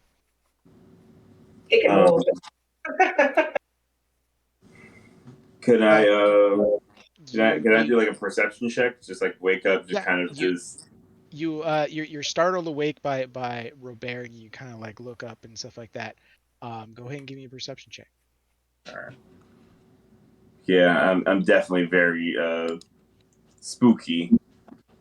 13. 13. You get up, and Robert just kind of like points to where he saw this, whatever he saw, and you look and there's nothing there. And Robert, you kind of like second look at the area that you saw this, and there's no one there, like just vanished. I'll walk over. So you walk over to the spot where you saw, Yeah, and I'll follow. you go over, and you give me a survival check. Can I assist with this? Yes, you can.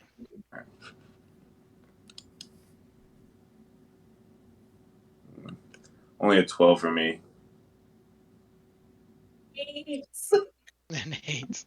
So Robert, bad. you're looking around, and you just it's bothering you that you clearly saw someone standing right here. Um, Falco, you're looking around, and you kind of look closely at the ground, and you do see a couple imprints in the grass on the ground, showing that someone was standing here.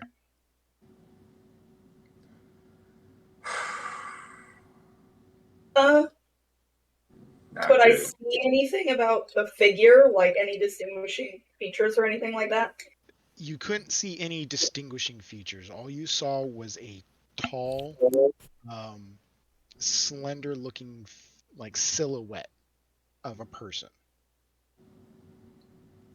Is Arena? Can I check on her? As far as like you see, like Arena's still fine. She's sleeping soundly. I look at Robert and in their minds be like, something, there's something out there.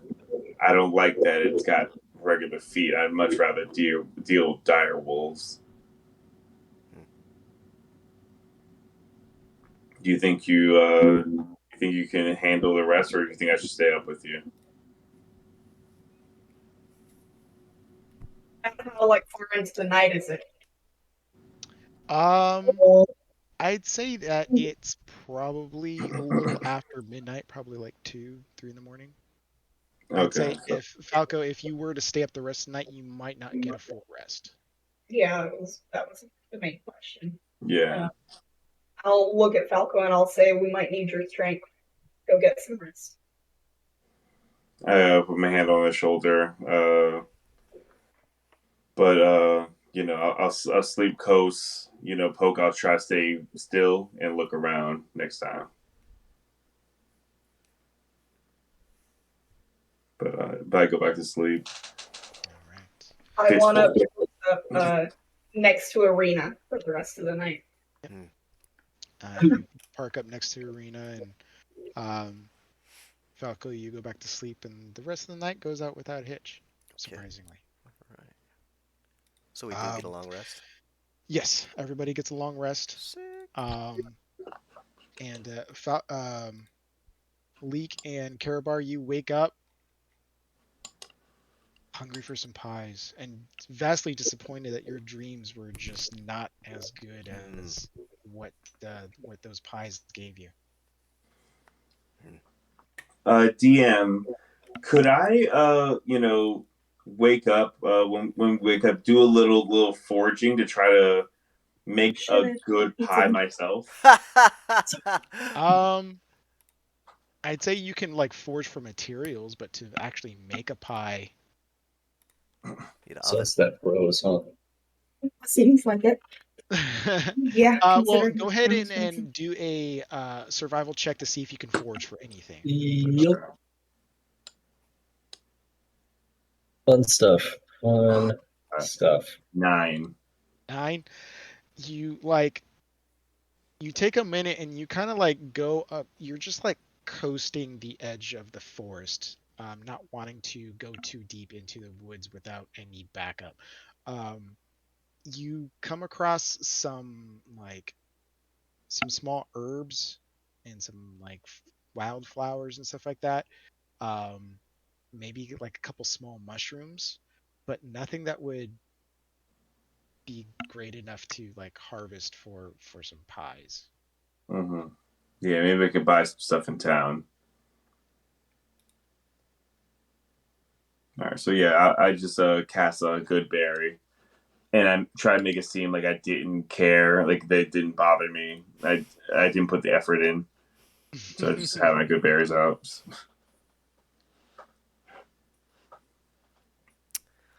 And I divide them the same way. Actually, now that we have a healer here, I think that I'm going to divide them a little differently. So, do you have Spare the Dying, Zach? Good question. I do not. You don't? Okay, cool. I'll still give you some berries, but I'll give you one. I'll give you two, and then I'll give them four apiece because they don't have the ability to heal at all. So Leek and Robert, you get four apiece, and you and I get one apiece. But in the I guess in the process, what are you guys doing in the morning when you wake up?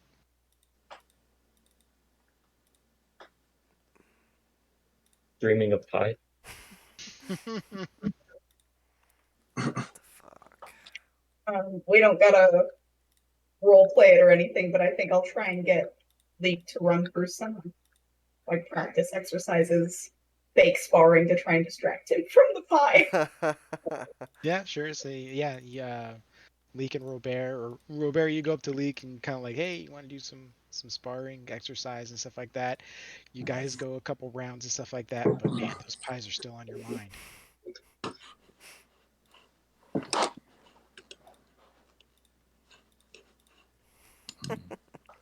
Yeah, and besides with my foraging, I'm going to just meditate, think about nature, animals, good and evil, all the good stuff, and kind of just picking new spells. But other than that, Okay, it fixed itself somehow.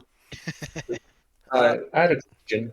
Yeah. When you long rest and you get your hit die back, I know you only get half. Does it round up or down? Do I get one or two back? I'd say it rounds up. Okay. Cool. Then you were wrong, D&D Beyond. Take a second long rest to get that other one. That works.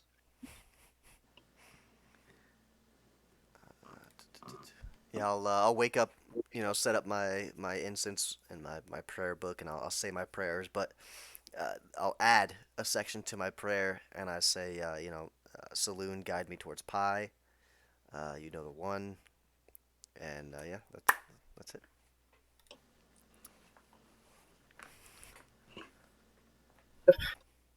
All right.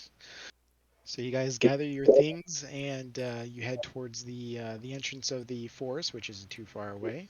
And do you guys push on? Onward. Through the forest. All right. Away from the town. Maybe we'll find a pie tree. Pies grow I don't think they grow on trees. Maybe we'll find the spices she used or a delicious animal that looks savory. We'll make some pies maybe. Not a bad idea. How do you make crust? I think we should. I mean, we're not gonna always be around in the area, so maybe we could, when we go by to get more pies later on, we could ask her maybe some little insight into how she makes her pies. I'm sure she wouldn't give us away, the secret ingredients and all that, but maybe some insight. She might trade the recipe for a deed. That is a very good idea. We just gotta convince Falco. Or just steal it from him. I'm not for the stealing, but if it happens when I'm not watching, no problem. classic cop behavior.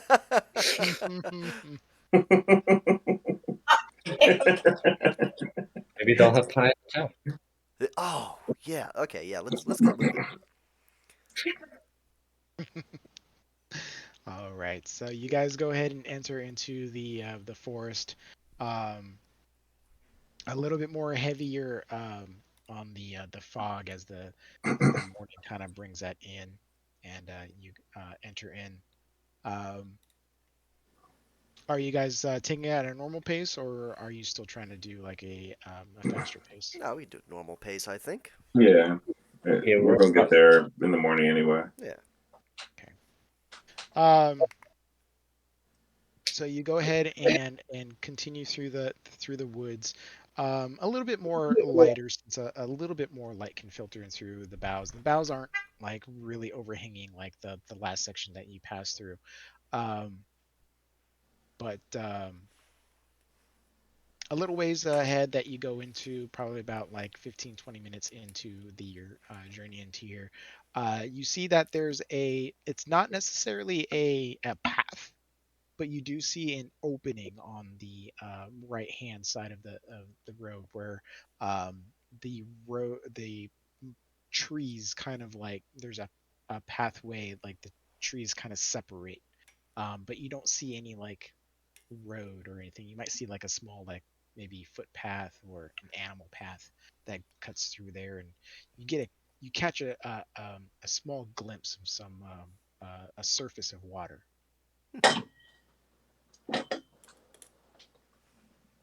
Is it look like it's super far out of the way, or could we just pop in and get a crisp No, drink of it water, actually maybe? doesn't really look too far away. It probably looks like maybe 50 feet off the path. I could stand to refill my flask. Mm, okay. But just to make sure it's safe over there, I will, for the first time, use my wild shape to create a familiar. Hmm? So I'm going to reach down into the ground and grab some clay and kind of like pack it together and shape it into an owl and kind of push some druidic energy into it, and it turns into like a real owl, and it starts flapping, and it's going to go fly over to the river and kind of give a look out. I'm going to look through its eyes to see what's going on. Okay, so yeah, so you go ahead and you summon this owl, and it flaps off into the distance, and you go ahead and you take a moment and you bring your consciousness into the owl. Everybody around you just kind of see um, Falco kind of My somewhat zone eyes, out. Yeah, just like the eyes just kind of glass over. Um, they go from a pure black to from a pure white to a pure black. Hmm. okay. Um, and as the owl soars over towards this source of water, you see that the fog kind of opens up, and you see that it's not necessarily a river, but it's a lake, Mm. and it spans out pretty wide. But as far as what the owl can see along the coastline, um, there's not really much there. You might spot like the occasional like animal that it's like drinking from the water source, but that's about it. No towns or anything. I thought we were really close to the. I From this distance, like the fog is still prevalent, and you only have Mm. like maybe a few feet worth of a viewing distance. But it's the mist is slowly starting to burn off, but not as quickly because of overcast. Mm-hmm. Uh, but yeah, you kind of look in the direction of where you guys are heading. You might see something off in the distance, like maybe like a shadow inside the fog or mist, but uh, it's kind of really hard to gauge. Hmm. Gotcha. Okay. I talk to the group and say, I don't think there's much over there. We can go if we want, but all there seems to be is a lake with not human civilization or anything seemingly important.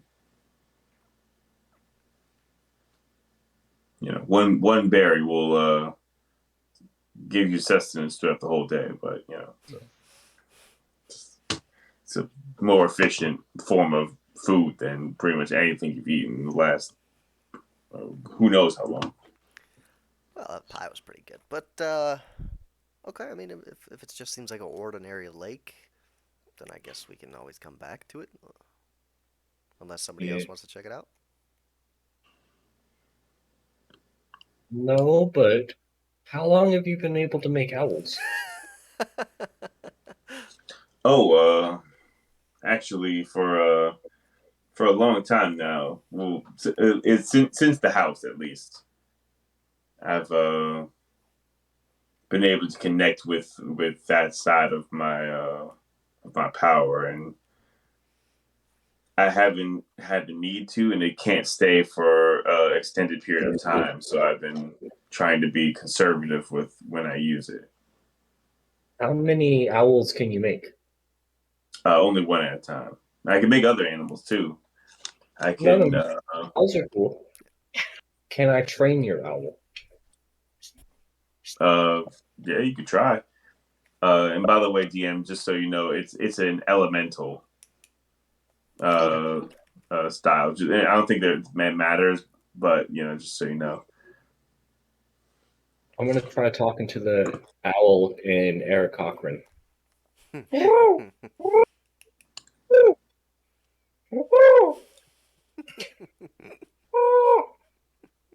It has 0 languages. And then I try Orin.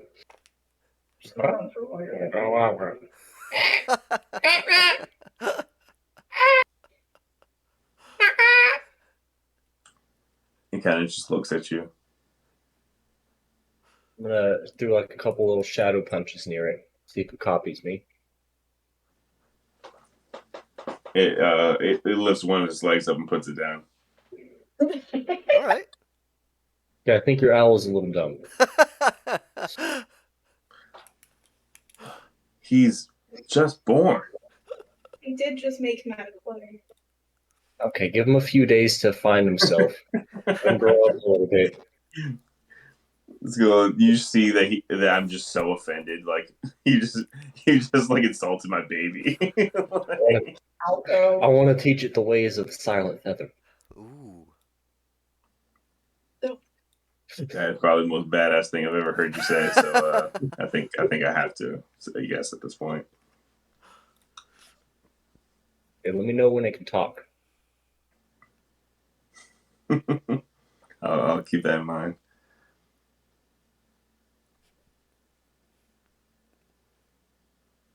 Okay, so guys go ahead and push through. I'll send the owl as far ahead as it wants to go, just to kind of like scout ahead. Might as well. It's here. Okay. So you go ahead and send your owl out, and it are you sending it like above the tree line or below the tree line? I think 6 of one, half dozen of the other. Kind of just like one of those. Sometimes we'll go down, check it out, but sometimes we'll go up just to see a perspective, like if there is a town in the horizon. But for the most part, seeing it, like look for traps and stuff. Okay.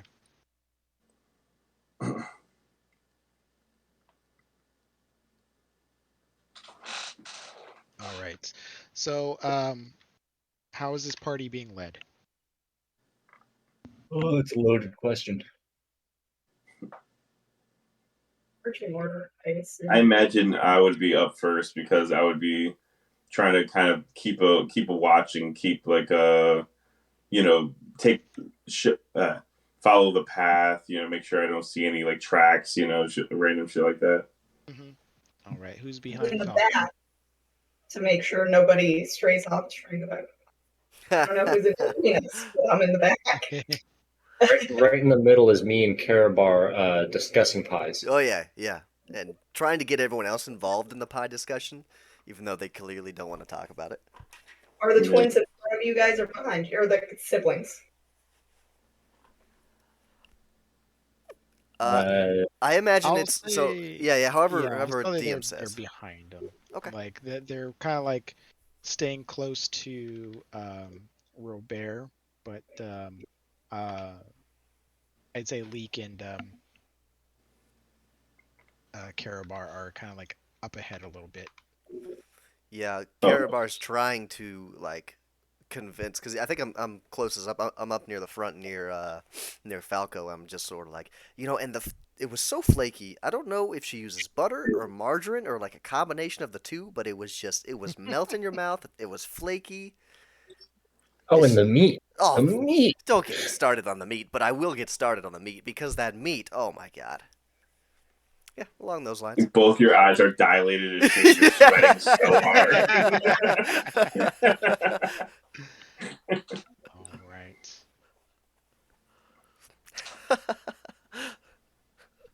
All right. So as you guys are kind of progressing through this road, the fog starts to thicken a little bit, and it gets kind of hard to see, especially for your owl.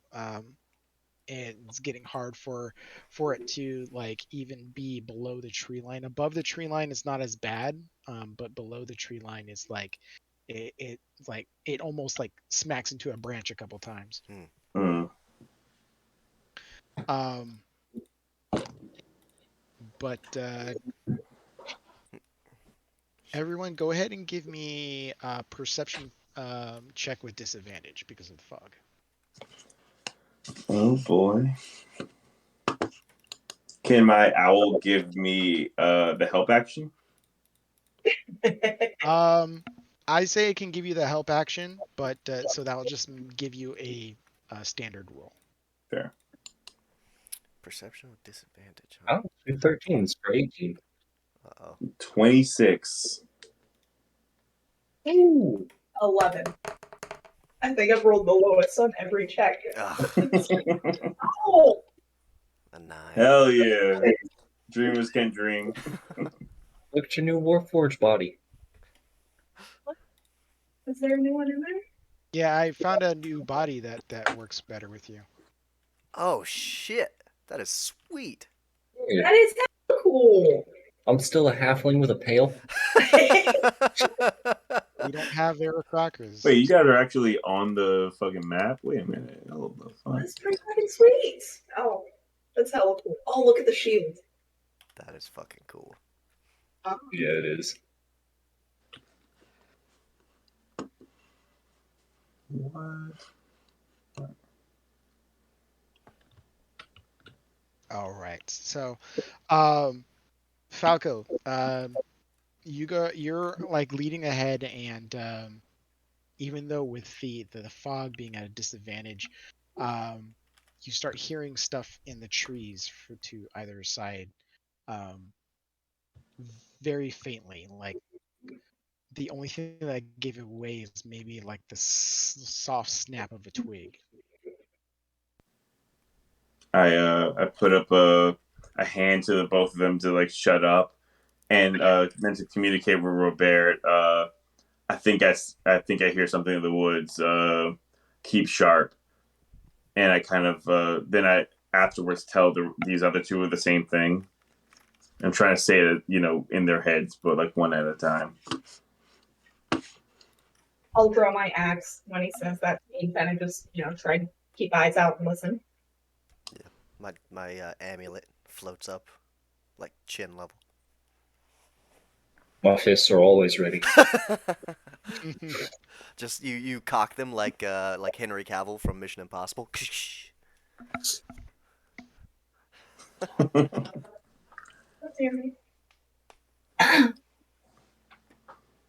uh,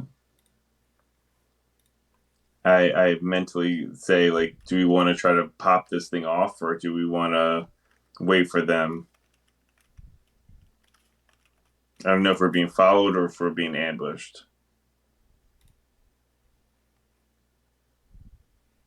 I mean, we're pretty close to the. Well, I guess I can't really say that out loud. We are pretty close to the town, then, right, Ian? Um, You've made progress. You've been on the road for a little over an hour now.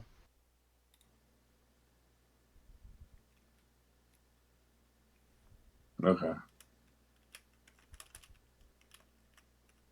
But you guys go through, and all of a sudden, you hear like you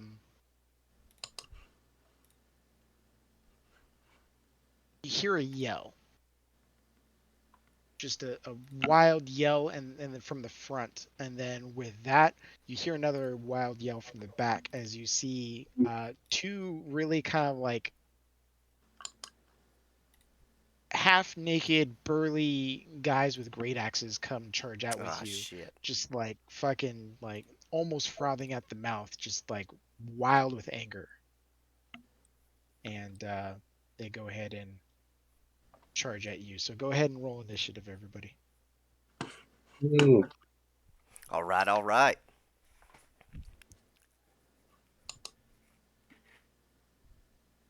Mm, okay.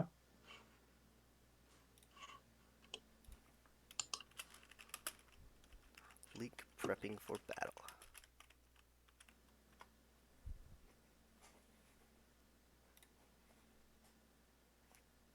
I'll do that for Megan real fast. All right, Robert. Oh, whew, thank goodness.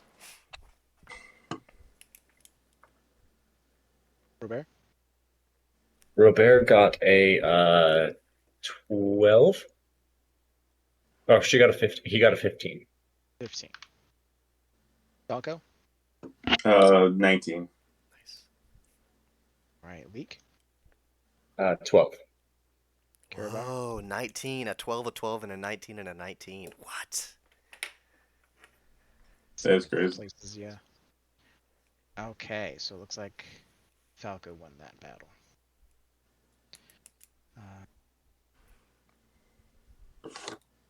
I got a +3 dex. I only have a +2, so you would go first. Yes.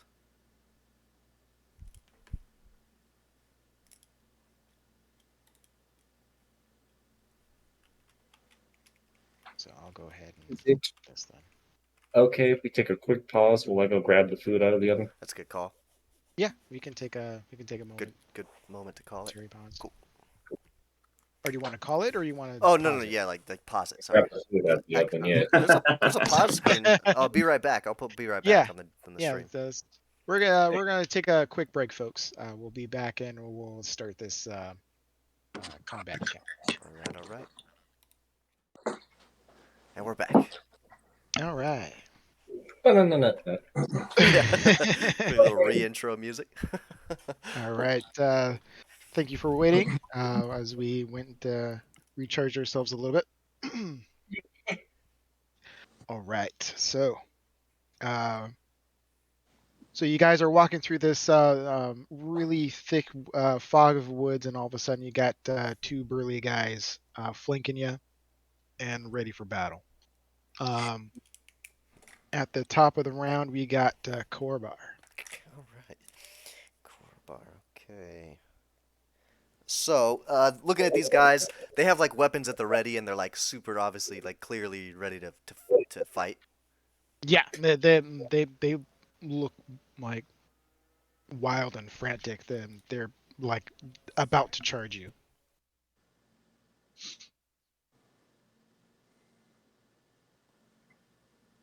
Sorry about that. Okay. So let's see. Where am I? And they flanked us from behind and in front. Okay. Let's see here. I think I would probably put myself. Let's see if I can do that. 5, 10, 15, 20. Put myself in between this guy and Ismark, and I'll say, "Stand back, friends." And I say, "You there? Drop your weapons. We mean you no harm." And if it looks like he's not going to do anything, then I will instead cast command and say, "Drop it." Okay. Uh, Go ahead and see. That's a save. Yep. Yep. Wisdom save of 14. Wisdom save.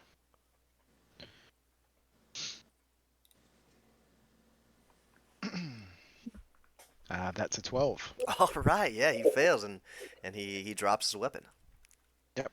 So he like you look like he's just about to charge you, and then you say it like you go ahead and cast, and he stops, and his eye like you see pupil in his eyes dilate a little bit, and then he just like you say drop it, and he drops his great axe, and it falls to his feet.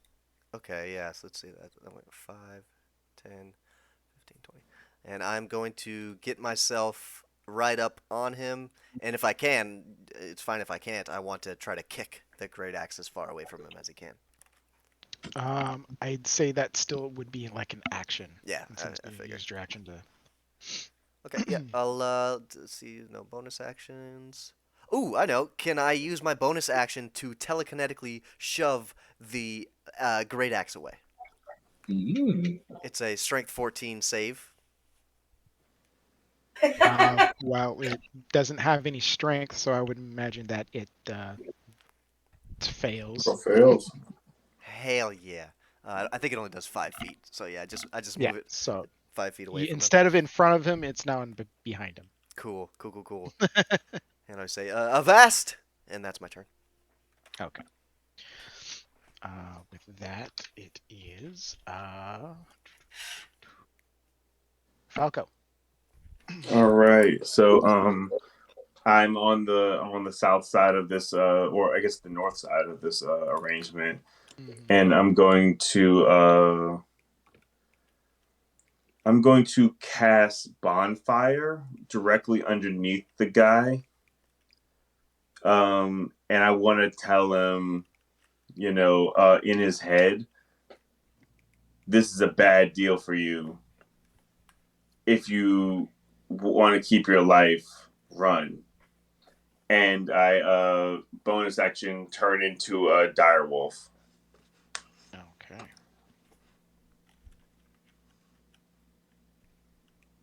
Actually, I'm going to go brown bear. Brown bear. Okay. Mm-hmm.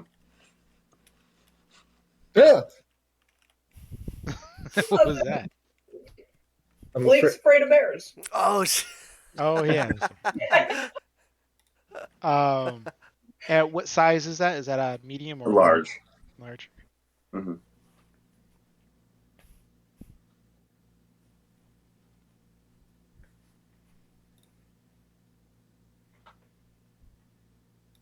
Oh yeah.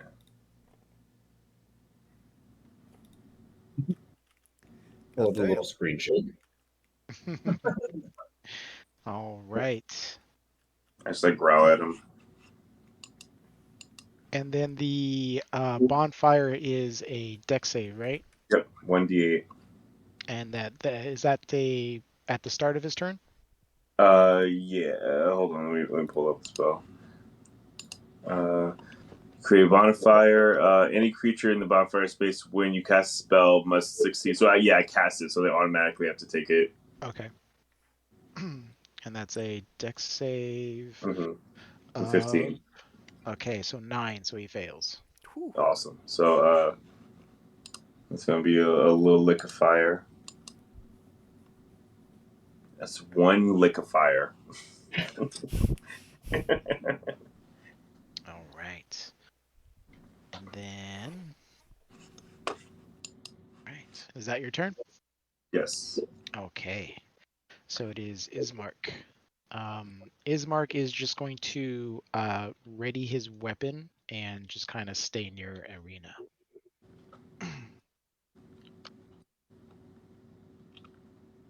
Robert, your turn. Apologize, I missed the description of these guys. Do they look like just like common bandits, or do they look like people who are desperate and out From a quick glance, you can't really tell. These guys just seem like just random wild men, just like people that they don't look like bandits. They or at least they don't act like bandits, and they don't look destitute or anything. But yeah, they just look like very angry people. Okay, well, I think I'll come and remember how to do this. Over here, next to a Cara bar, towards this one in the back. Mm-hmm. And I'll hold my action on attack. If he looks like he's going to do anything aggressive or anything like that, I'll attack him. Okay. Oh, bonus action, I would like to rage. As is tradition. Nice. Right. Leek, you're up. Where's this dude's axe? The one that disarmed? Is over by Karabar, and his axe is like sitting right behind him. I'm gonna go 10, 20, 30. Right? Hell yeah. And then pick it up with, I believe you said it was an action to do.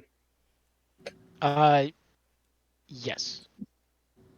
I think. I'm gonna pick up that axe, and then I'm gonna use the rest of my 30 feet to fly up. Jesus, dude, you can move so much.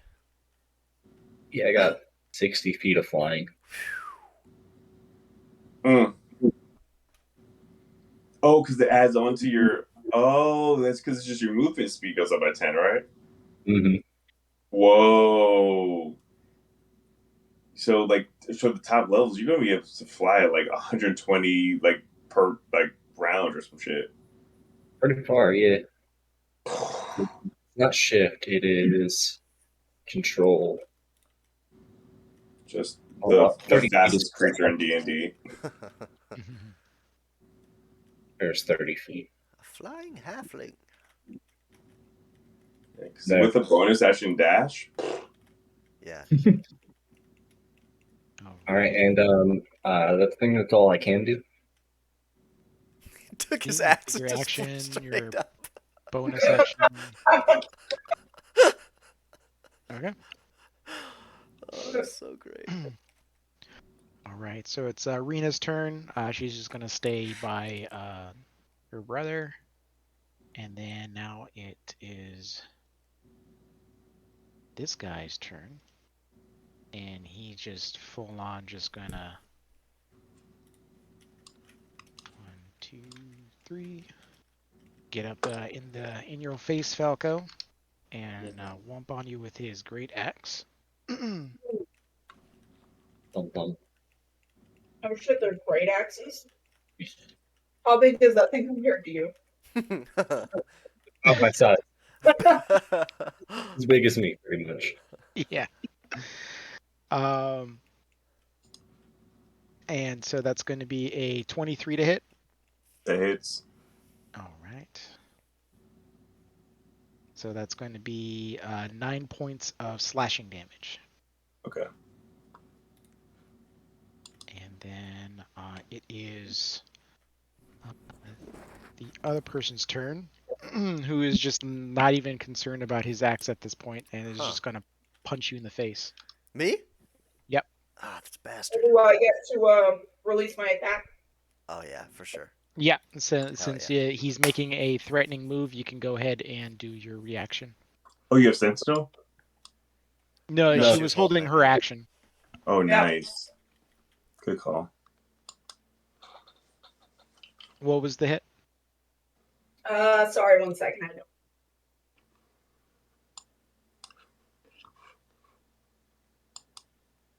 Wait, natural 20. Woo! God Nice. damn! Oh, Should have took my advice and avasted.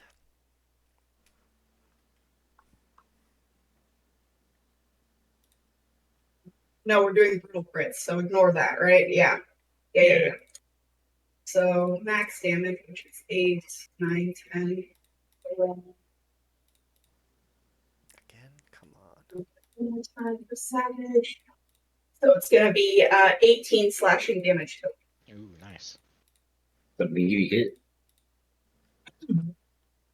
Hey, now you're getting your good luck back. Knock on wood. Mm-hmm. Mm-hmm. All right. He takes the. We'll go ahead and see if he lands the hit first here. Karabar 20 to hit. Uh, yeah, 20 hits. All right, so you take Oof. 3 points of bludgeoning damage as he socks you right across the face. And after he's done, like with that hit, uh, Robert comes in with a hit with the axe, and it hits him, and it does a good amount of damage, but he's still up and raring to go. Do Ow! they look like they're just crazy, like crazed and attacking? Kind of. Mm. Karabar, you're up. Okay, As you just took a fist to the face. okay. Yeah. So I'm just like, ow! I said stop, man. And shit. I mean, Jesus Christ! yeah. It looks yeah, it looks like we're just gonna put these guys down. So yeah, I'll assist in this combat, and I'm gonna go ahead and just be like just sit. And I don't know if you can. Can you say non-lethal damage with spells? Technically, I would say yes. I say like if you know a spell pretty well, you have the ability to control the amount of force it hits to some degree to make it lethal or non-lethal. Sure. Okay. Yeah. Okay. Then in that case, I'm just going to sort of I'll grab my amulet and I'll say your for whom the bell tolls, and then I'll cast toll the dead on him. He has to make a Wisdom 14 saving throw. Marches out. Yeah. With a Gotta nat go a one, little that longer and change the words to make it fair use. Sorry. Real quick. I wasn't thinking. What did he get? nat one, so he fails. Oh yeah. So he'll take and he's taking damage, so he'll take the D12. Doo-doo, doo-doo. Non-lethal damage if it kills him, or it would 6. 6. 6 damage. Necrotic damage. All right. It rings him up, but he's still standing. Okay, I'll just say stop, and I'll keep my shield up. And should I back away? Probably.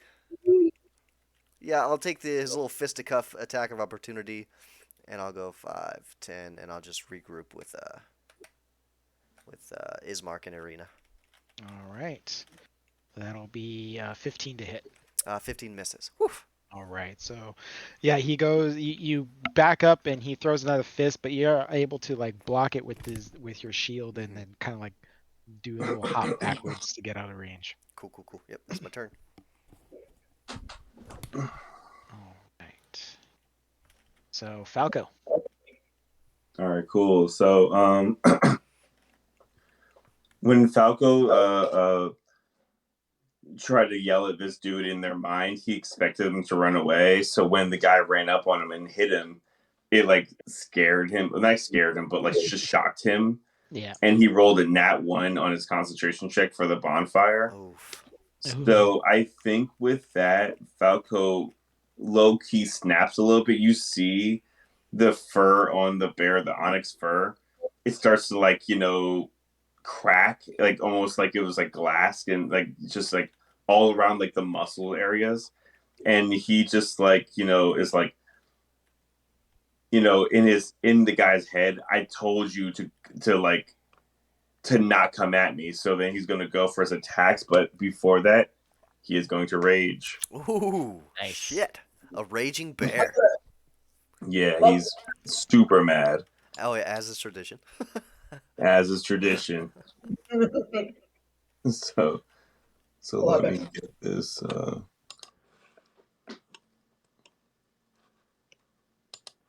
All right.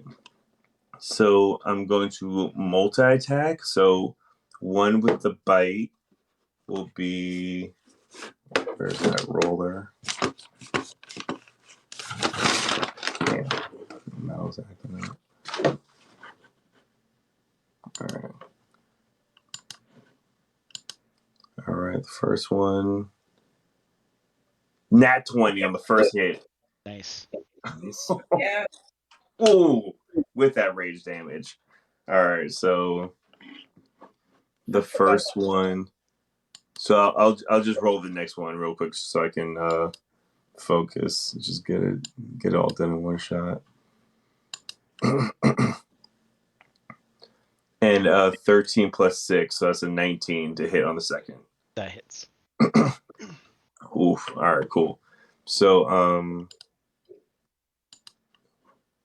let's see. The first one is 1d8 plus 6, so that's automatically 8, 9, 10, 14 on the first hit automatically, and then I'm going to roll the actual damage. 14 plus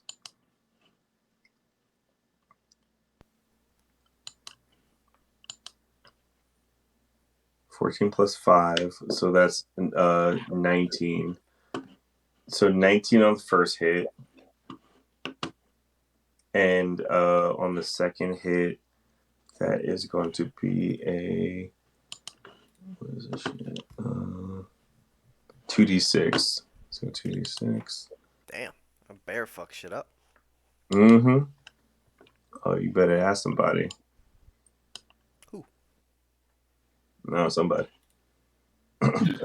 So 4, 5, 6, 7, 8, 10. So 10 on the second one. So 29 total.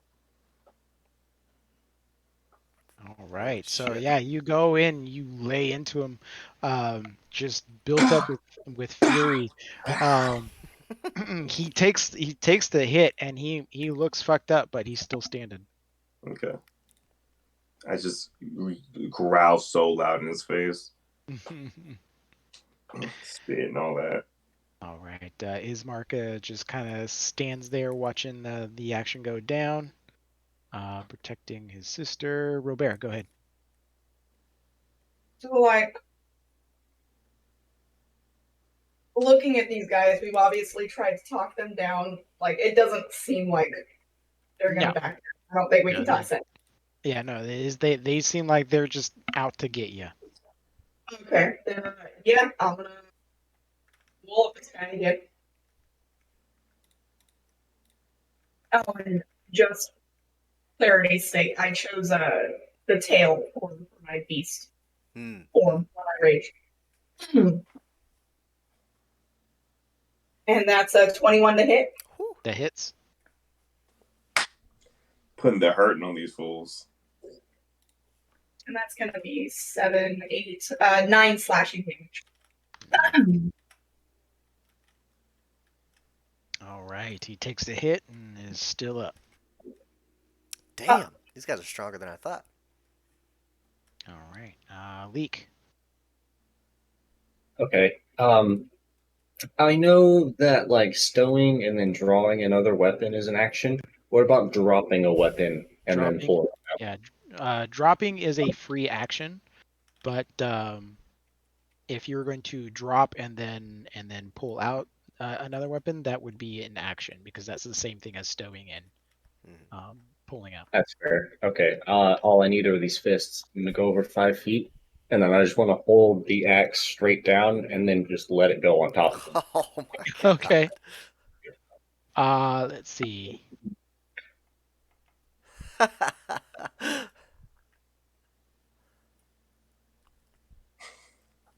It's awesome. Just roll a d20. What a wily coyote ass fucking. 8. 8. Yeah, you're like Damn. flying and you're like over it and you're like, okay, now. And you let it fall and the dude is just like kind of like being whack and like he takes a step just at the last minute and it thunk and it hits the ground. Okay, then I'm coming down 25 feet. Be right above him, like an attacking bird, just flapping his wings right there, and I'm gonna unleash a bunch of kicks at his face. Hell yeah. Go for it. Time moment. Oh, no. Oh, I love a fucking bicycle kick. Yeah, this is great. 14 for the first one. That hits. for 8 bludgeoning. All right. And I think that was my action. So assuming he's still up, I'm gonna flurry of blows him. Go for it. Yep, he's still up. Just a flurry of kicks. 24 for the next one That hits. for 7 bludgeoning damage. And then even better, 25 Damn. for the last That hit hits. for 6 bludgeoning damage. Nice. Yeah, so you go Liu King on him and just like wah, wah, wah. And you do a massive amounts of damage, and he's definitely hurt. He's bleeding everywhere. He's got a lot of gashes and stuff, but he's still up. I'm gonna stay above his head. Oh, you know what? Actually, I'm sorry. No, it would be smarter if I went over. I used 5 and then I came down 25, so that's 30. Is there room for me to get like diagonally across to give Robert advantage on the next attack, or is that tree in the way? That tree is really close to the road, so in order to do that, you'd have to be like in the tree. But if you're in the tree, you wouldn't be able to engage him. That's fine. Okay, so I'll just go 5 and then 10 come down right behind him. All right.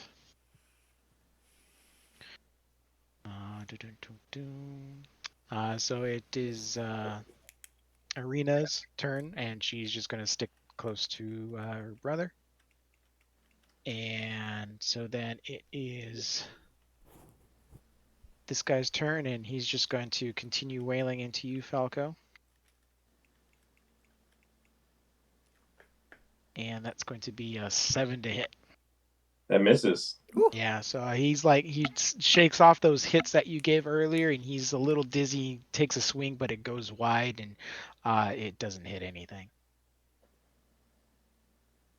All right, and then it's the other guy's turn. And he's going to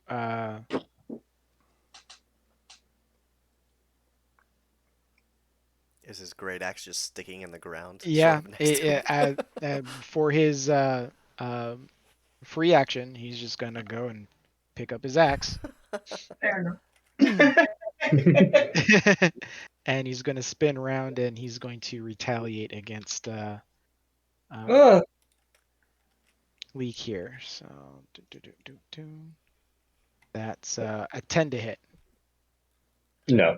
No, yeah. So he's woozy from all this blood loss, and he takes a swing, but you're able to dodge it nimbly, and nothing happens. So Karabar. Okay, let's see. This guy just needs to sit down, I think. I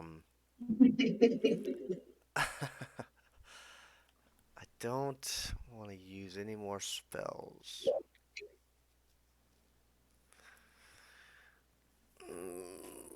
Okay, yeah, I'll just once again same situation. Just grab my my amulet. A little beam of light goes and erupts into a spherical explosion of necrotic energy. He's just got to cast Toll the Dead, say for whom the bell tolls, and yeah, he just makes a Wisdom saving throw. That's a 4. A 4, that's a fail. All right, and non-lethal damage. Fuck you. A 2. 2 damage. Non-lethal 2 damage. It was one of those ones where it auto rolls, but it lands on the 2, and then it just slides across your screen on the 2. It doesn't roll at all. I was so pissed.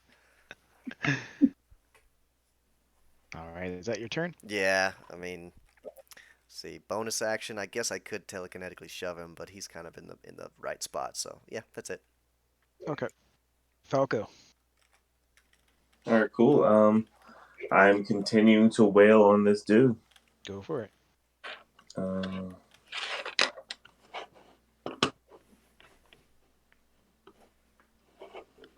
Roll these twice.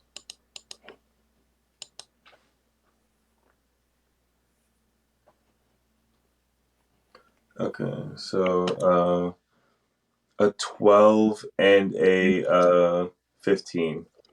12 misses, 15 hits. Okay, cool. So 20.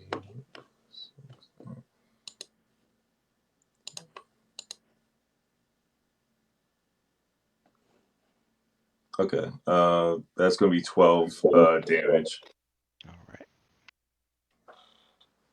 All right. He's looking pretty battered, but he's still up. Is that all? Yep, that's me. All right. So it's Ismark. It's just gonna hold his place. Robert. I'm going to obviously move over so quickly. Nice. And just going to keep wailing on this guy until he falls down. Go for it. Oh yeah, advantage those much better. 20 to hit. Nice. Can't do better than that, so it's gonna be 12 slashing damage. Nice. All right. That's enough. How do you want to kill him? Uh, I really he turned around to attack Leek, and I just want to come right up behind him and just lodge my axe in the back of his head. All right. I'm So really he goes afraid. up and he goes and takes his swing against Leek, and it misses, and he's just standing there woozy, waiting for the retaliation from Leek, but he doesn't get the chance as a big old axe sticks out of his head and slumps forward. I just put my foot on him and use that as leverage. Nice. All right, Leek, you're up. All right. That dude down. It's on to the next. So let's see. I'm gonna go up 5 feet, but I'm gonna do it at an angle. Just flavor. I'm going 5, 10, 15. I'm taking a step off of Robert's head.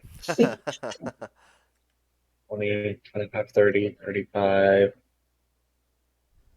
I don't think there's room for me to fly around him. I can go through him with double, huh?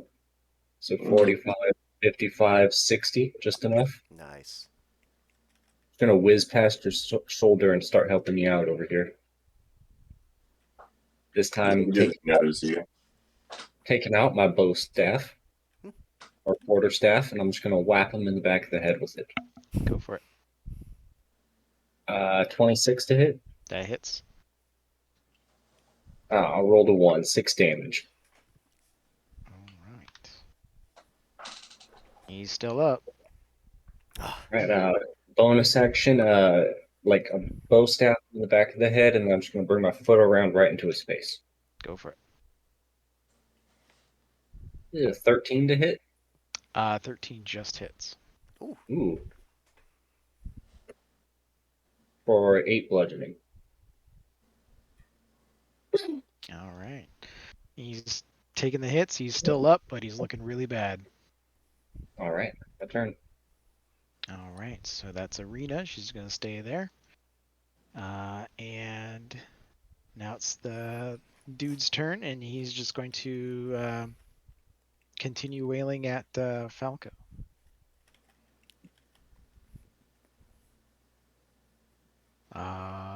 With a 12 to hit.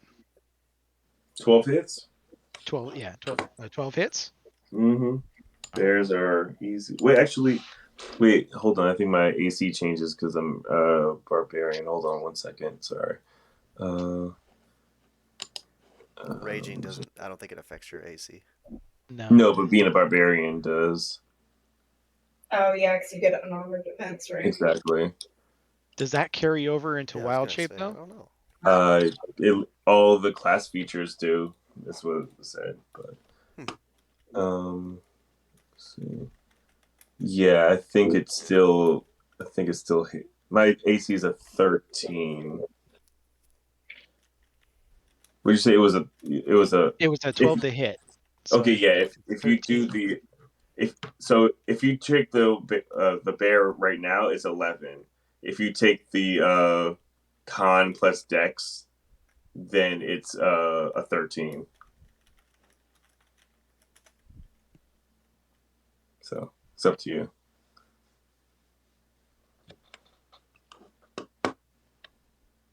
I'll go ahead and say that it go ahead. It's okay because you are raging, and since you're a barbarian, that does take effect. I would think it would It transfer says your into. game statistics are replaced by the statistics of the beast, but you retain your alignment, personality, intelligence, wisdom, and charisma. Also, all of your skill and saving throw proficiencies, in addition to the ones of the creature. You retain the benefit of any features of your class, race, or other source and can use them in the new form if it's physically capable of doing so. Okay, so yeah, so that means that you do gain it. Okay, so yeah, so 13. So Pretty sweet, huh? it misses. Hell yeah. The most Yogi Bear look. Yo, boo boo. Alright. So comes up to Karabar. Okay, yeah. So as Robert sort of sloops her axe into this guy's head, he falls down, and as you're yanking it out, I say, "Don't kill them." Okay, all right. Sorry. It's cool, and I'll go 5, 10, 15, 20, and just sort of get to where I can see what's going on with the bear situation, and I'll say, "Try not to kill anybody that we don't have to," and then I will, uh, you know, for whom the bell tolls, and I'll cast Toll the Dead on this sucker. Okay. Wisdom saving throw, 14. Do, do, do, do. Keep rolling like shit. Nat 1. Hey, yeah. Hey. So that's a D12. Oh my god! Did the same thing, but with a 1 this time. You fucking. Okay, yep, 1 damage. So you get a slight boop on the nose, and then is that the end of your turn? I'll reiterate. I'll be like, we'll find out what they want. Let's just knock them out, and that's my turn. All right. Falco. I'm fucking coming at this dude crazy. Go for it. A raging bear, yeah. Probably Yeah, can't touch there's that fucking too. absolutely no way I'm not just going for fucking full death. I barely even noticed you guys have showed up. I'm ready. And that is going to be a 21 and a 16. Both hit. Nice. Oof. All right. So that's going to be a 1d8 and 1d6, 2d6.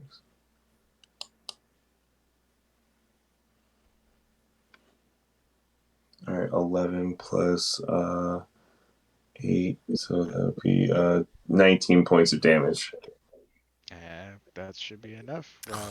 How do you want to kill him? Oh, I am beating this dude Just into eviscerating him? pulp. It's like I'm ripping limbs off. It's brutal. I'm like it's true savagery. Like Yeah. there's no way to describe it other than that. Yeah, it's like Karabar, you come over and you're like, don't kill, and it's too late. It's like he's in a million pieces, just being shredded, and into a fine paste. And I'm still yelling into its brain. Just obscenities and all sorts of other random shit. Just Yo, get that off screen. oh, Sorry. no worries. Well, his screen was a little frozen, so I think it might have worked out. Okay. But yeah, it with that guy gone, that ends the encounter. I'm just Yeah. standing there, sort of like, I mean, I'm still attacking this thing. we could could have found out. But whatever, it's cool. You guys had a traumatic encounter in a house. I'm talking to myself. I'm just like, they had a traumatic encounter in a house. It's okay. Could have got some information, but whatever.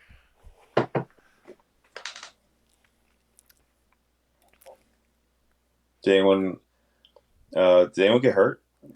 That's a good question. No. No, other than Karabar taking a fist to the face. Yeah. I have my other eye is black now. I mean, you took some damage, but that was just in your wild shape form. Yeah, exactly. Let's see. I have. Nah, hey, I'm cool with missing 3 points of health from a shiner. It's no big deal. All right, everyone's okay, except for obviously the men that you massacred brutally.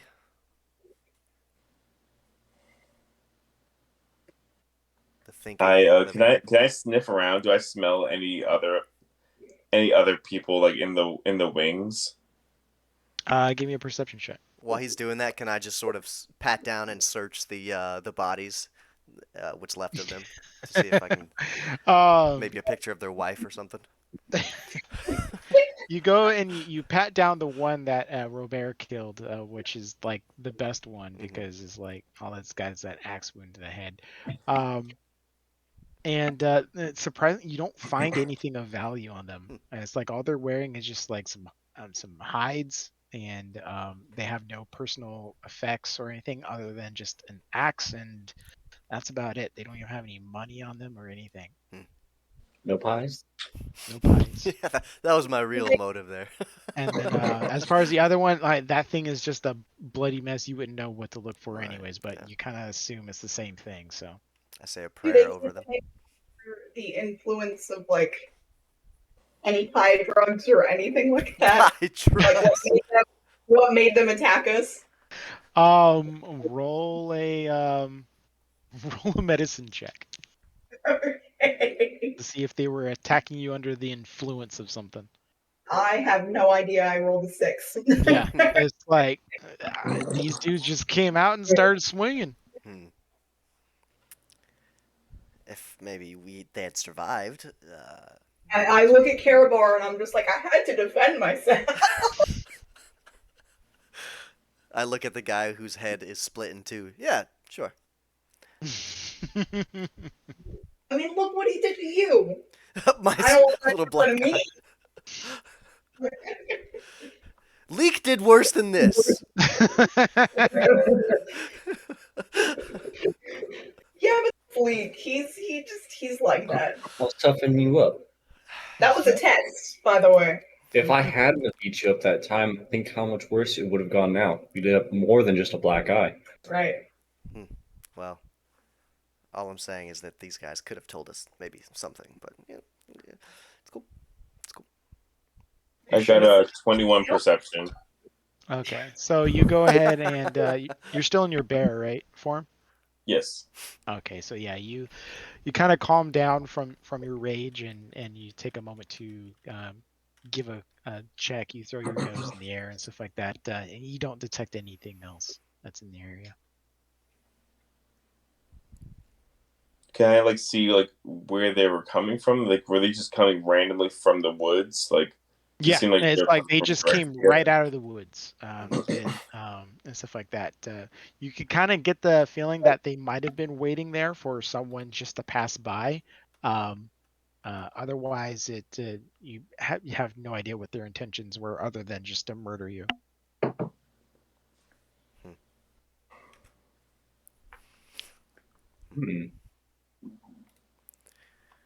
Well, I calmed down a little bit. I look back and ask the group if anyone needs to rest. We can, but otherwise, you want to continue. I'm good. Yeah, we can keep going. Maybe maybe in the future, not murder, but I mean it's up to you guys ultimately. I mean, when in Rome, right? I mean, there is a place here called Death House. So. Death costs. Just saying, animals is one thing, creatures and monsters of the night is another thing. But thinking, albeit somewhat wild human beings and living entities, maybe let them live. So, like, where's the line? Um, I think you'll know it when you cross it, which we just did. Falco. Falco looks like an animal half the time. Is it okay to? Can I tell Falco? Would that be okay with you? I'm an animal. I mean, He is. if you really get down to the nuts and bolts, we're all Ooh, animals. racist as But what hell. I'm saying here is if it is able to reason and maybe come up with a reason as With these guys, and they weren't having it. So, by that definition, animals. let's just keep going. By your own definition. Oh, that was smooth. All right, Karabar feeling a little defeated. You guys kind of dust yourselves off and start plodding back up on the road there. And you go ahead and get on the road, and it doesn't take long, another like hour or so on the road, and breaking from the cloud of mist, you see a like a 15-foot barricade, like wooden palisade. Hmm. And from there you can it's also kind of reinforced with like I forgot what they're called, like stick barriers that with pikes sticking out of it and stuff like that. You can kind of see some heads of wolves that are stuck on them as well. Mm. But that's the town of Valaki, and we'll go ahead and pick up that up next time. Oh, I yeah, think that's probably a Oh good shit! idea. Yeah. Yeah, I was so engrossed. Yeah. All right. So thank you everybody for joining us and for watching when this goes up on YouTube. Definitely come and check us out live if you get a chance. We do this every Wednesday around 6:30. Um, and so yeah, cue outro music. Hell yeah.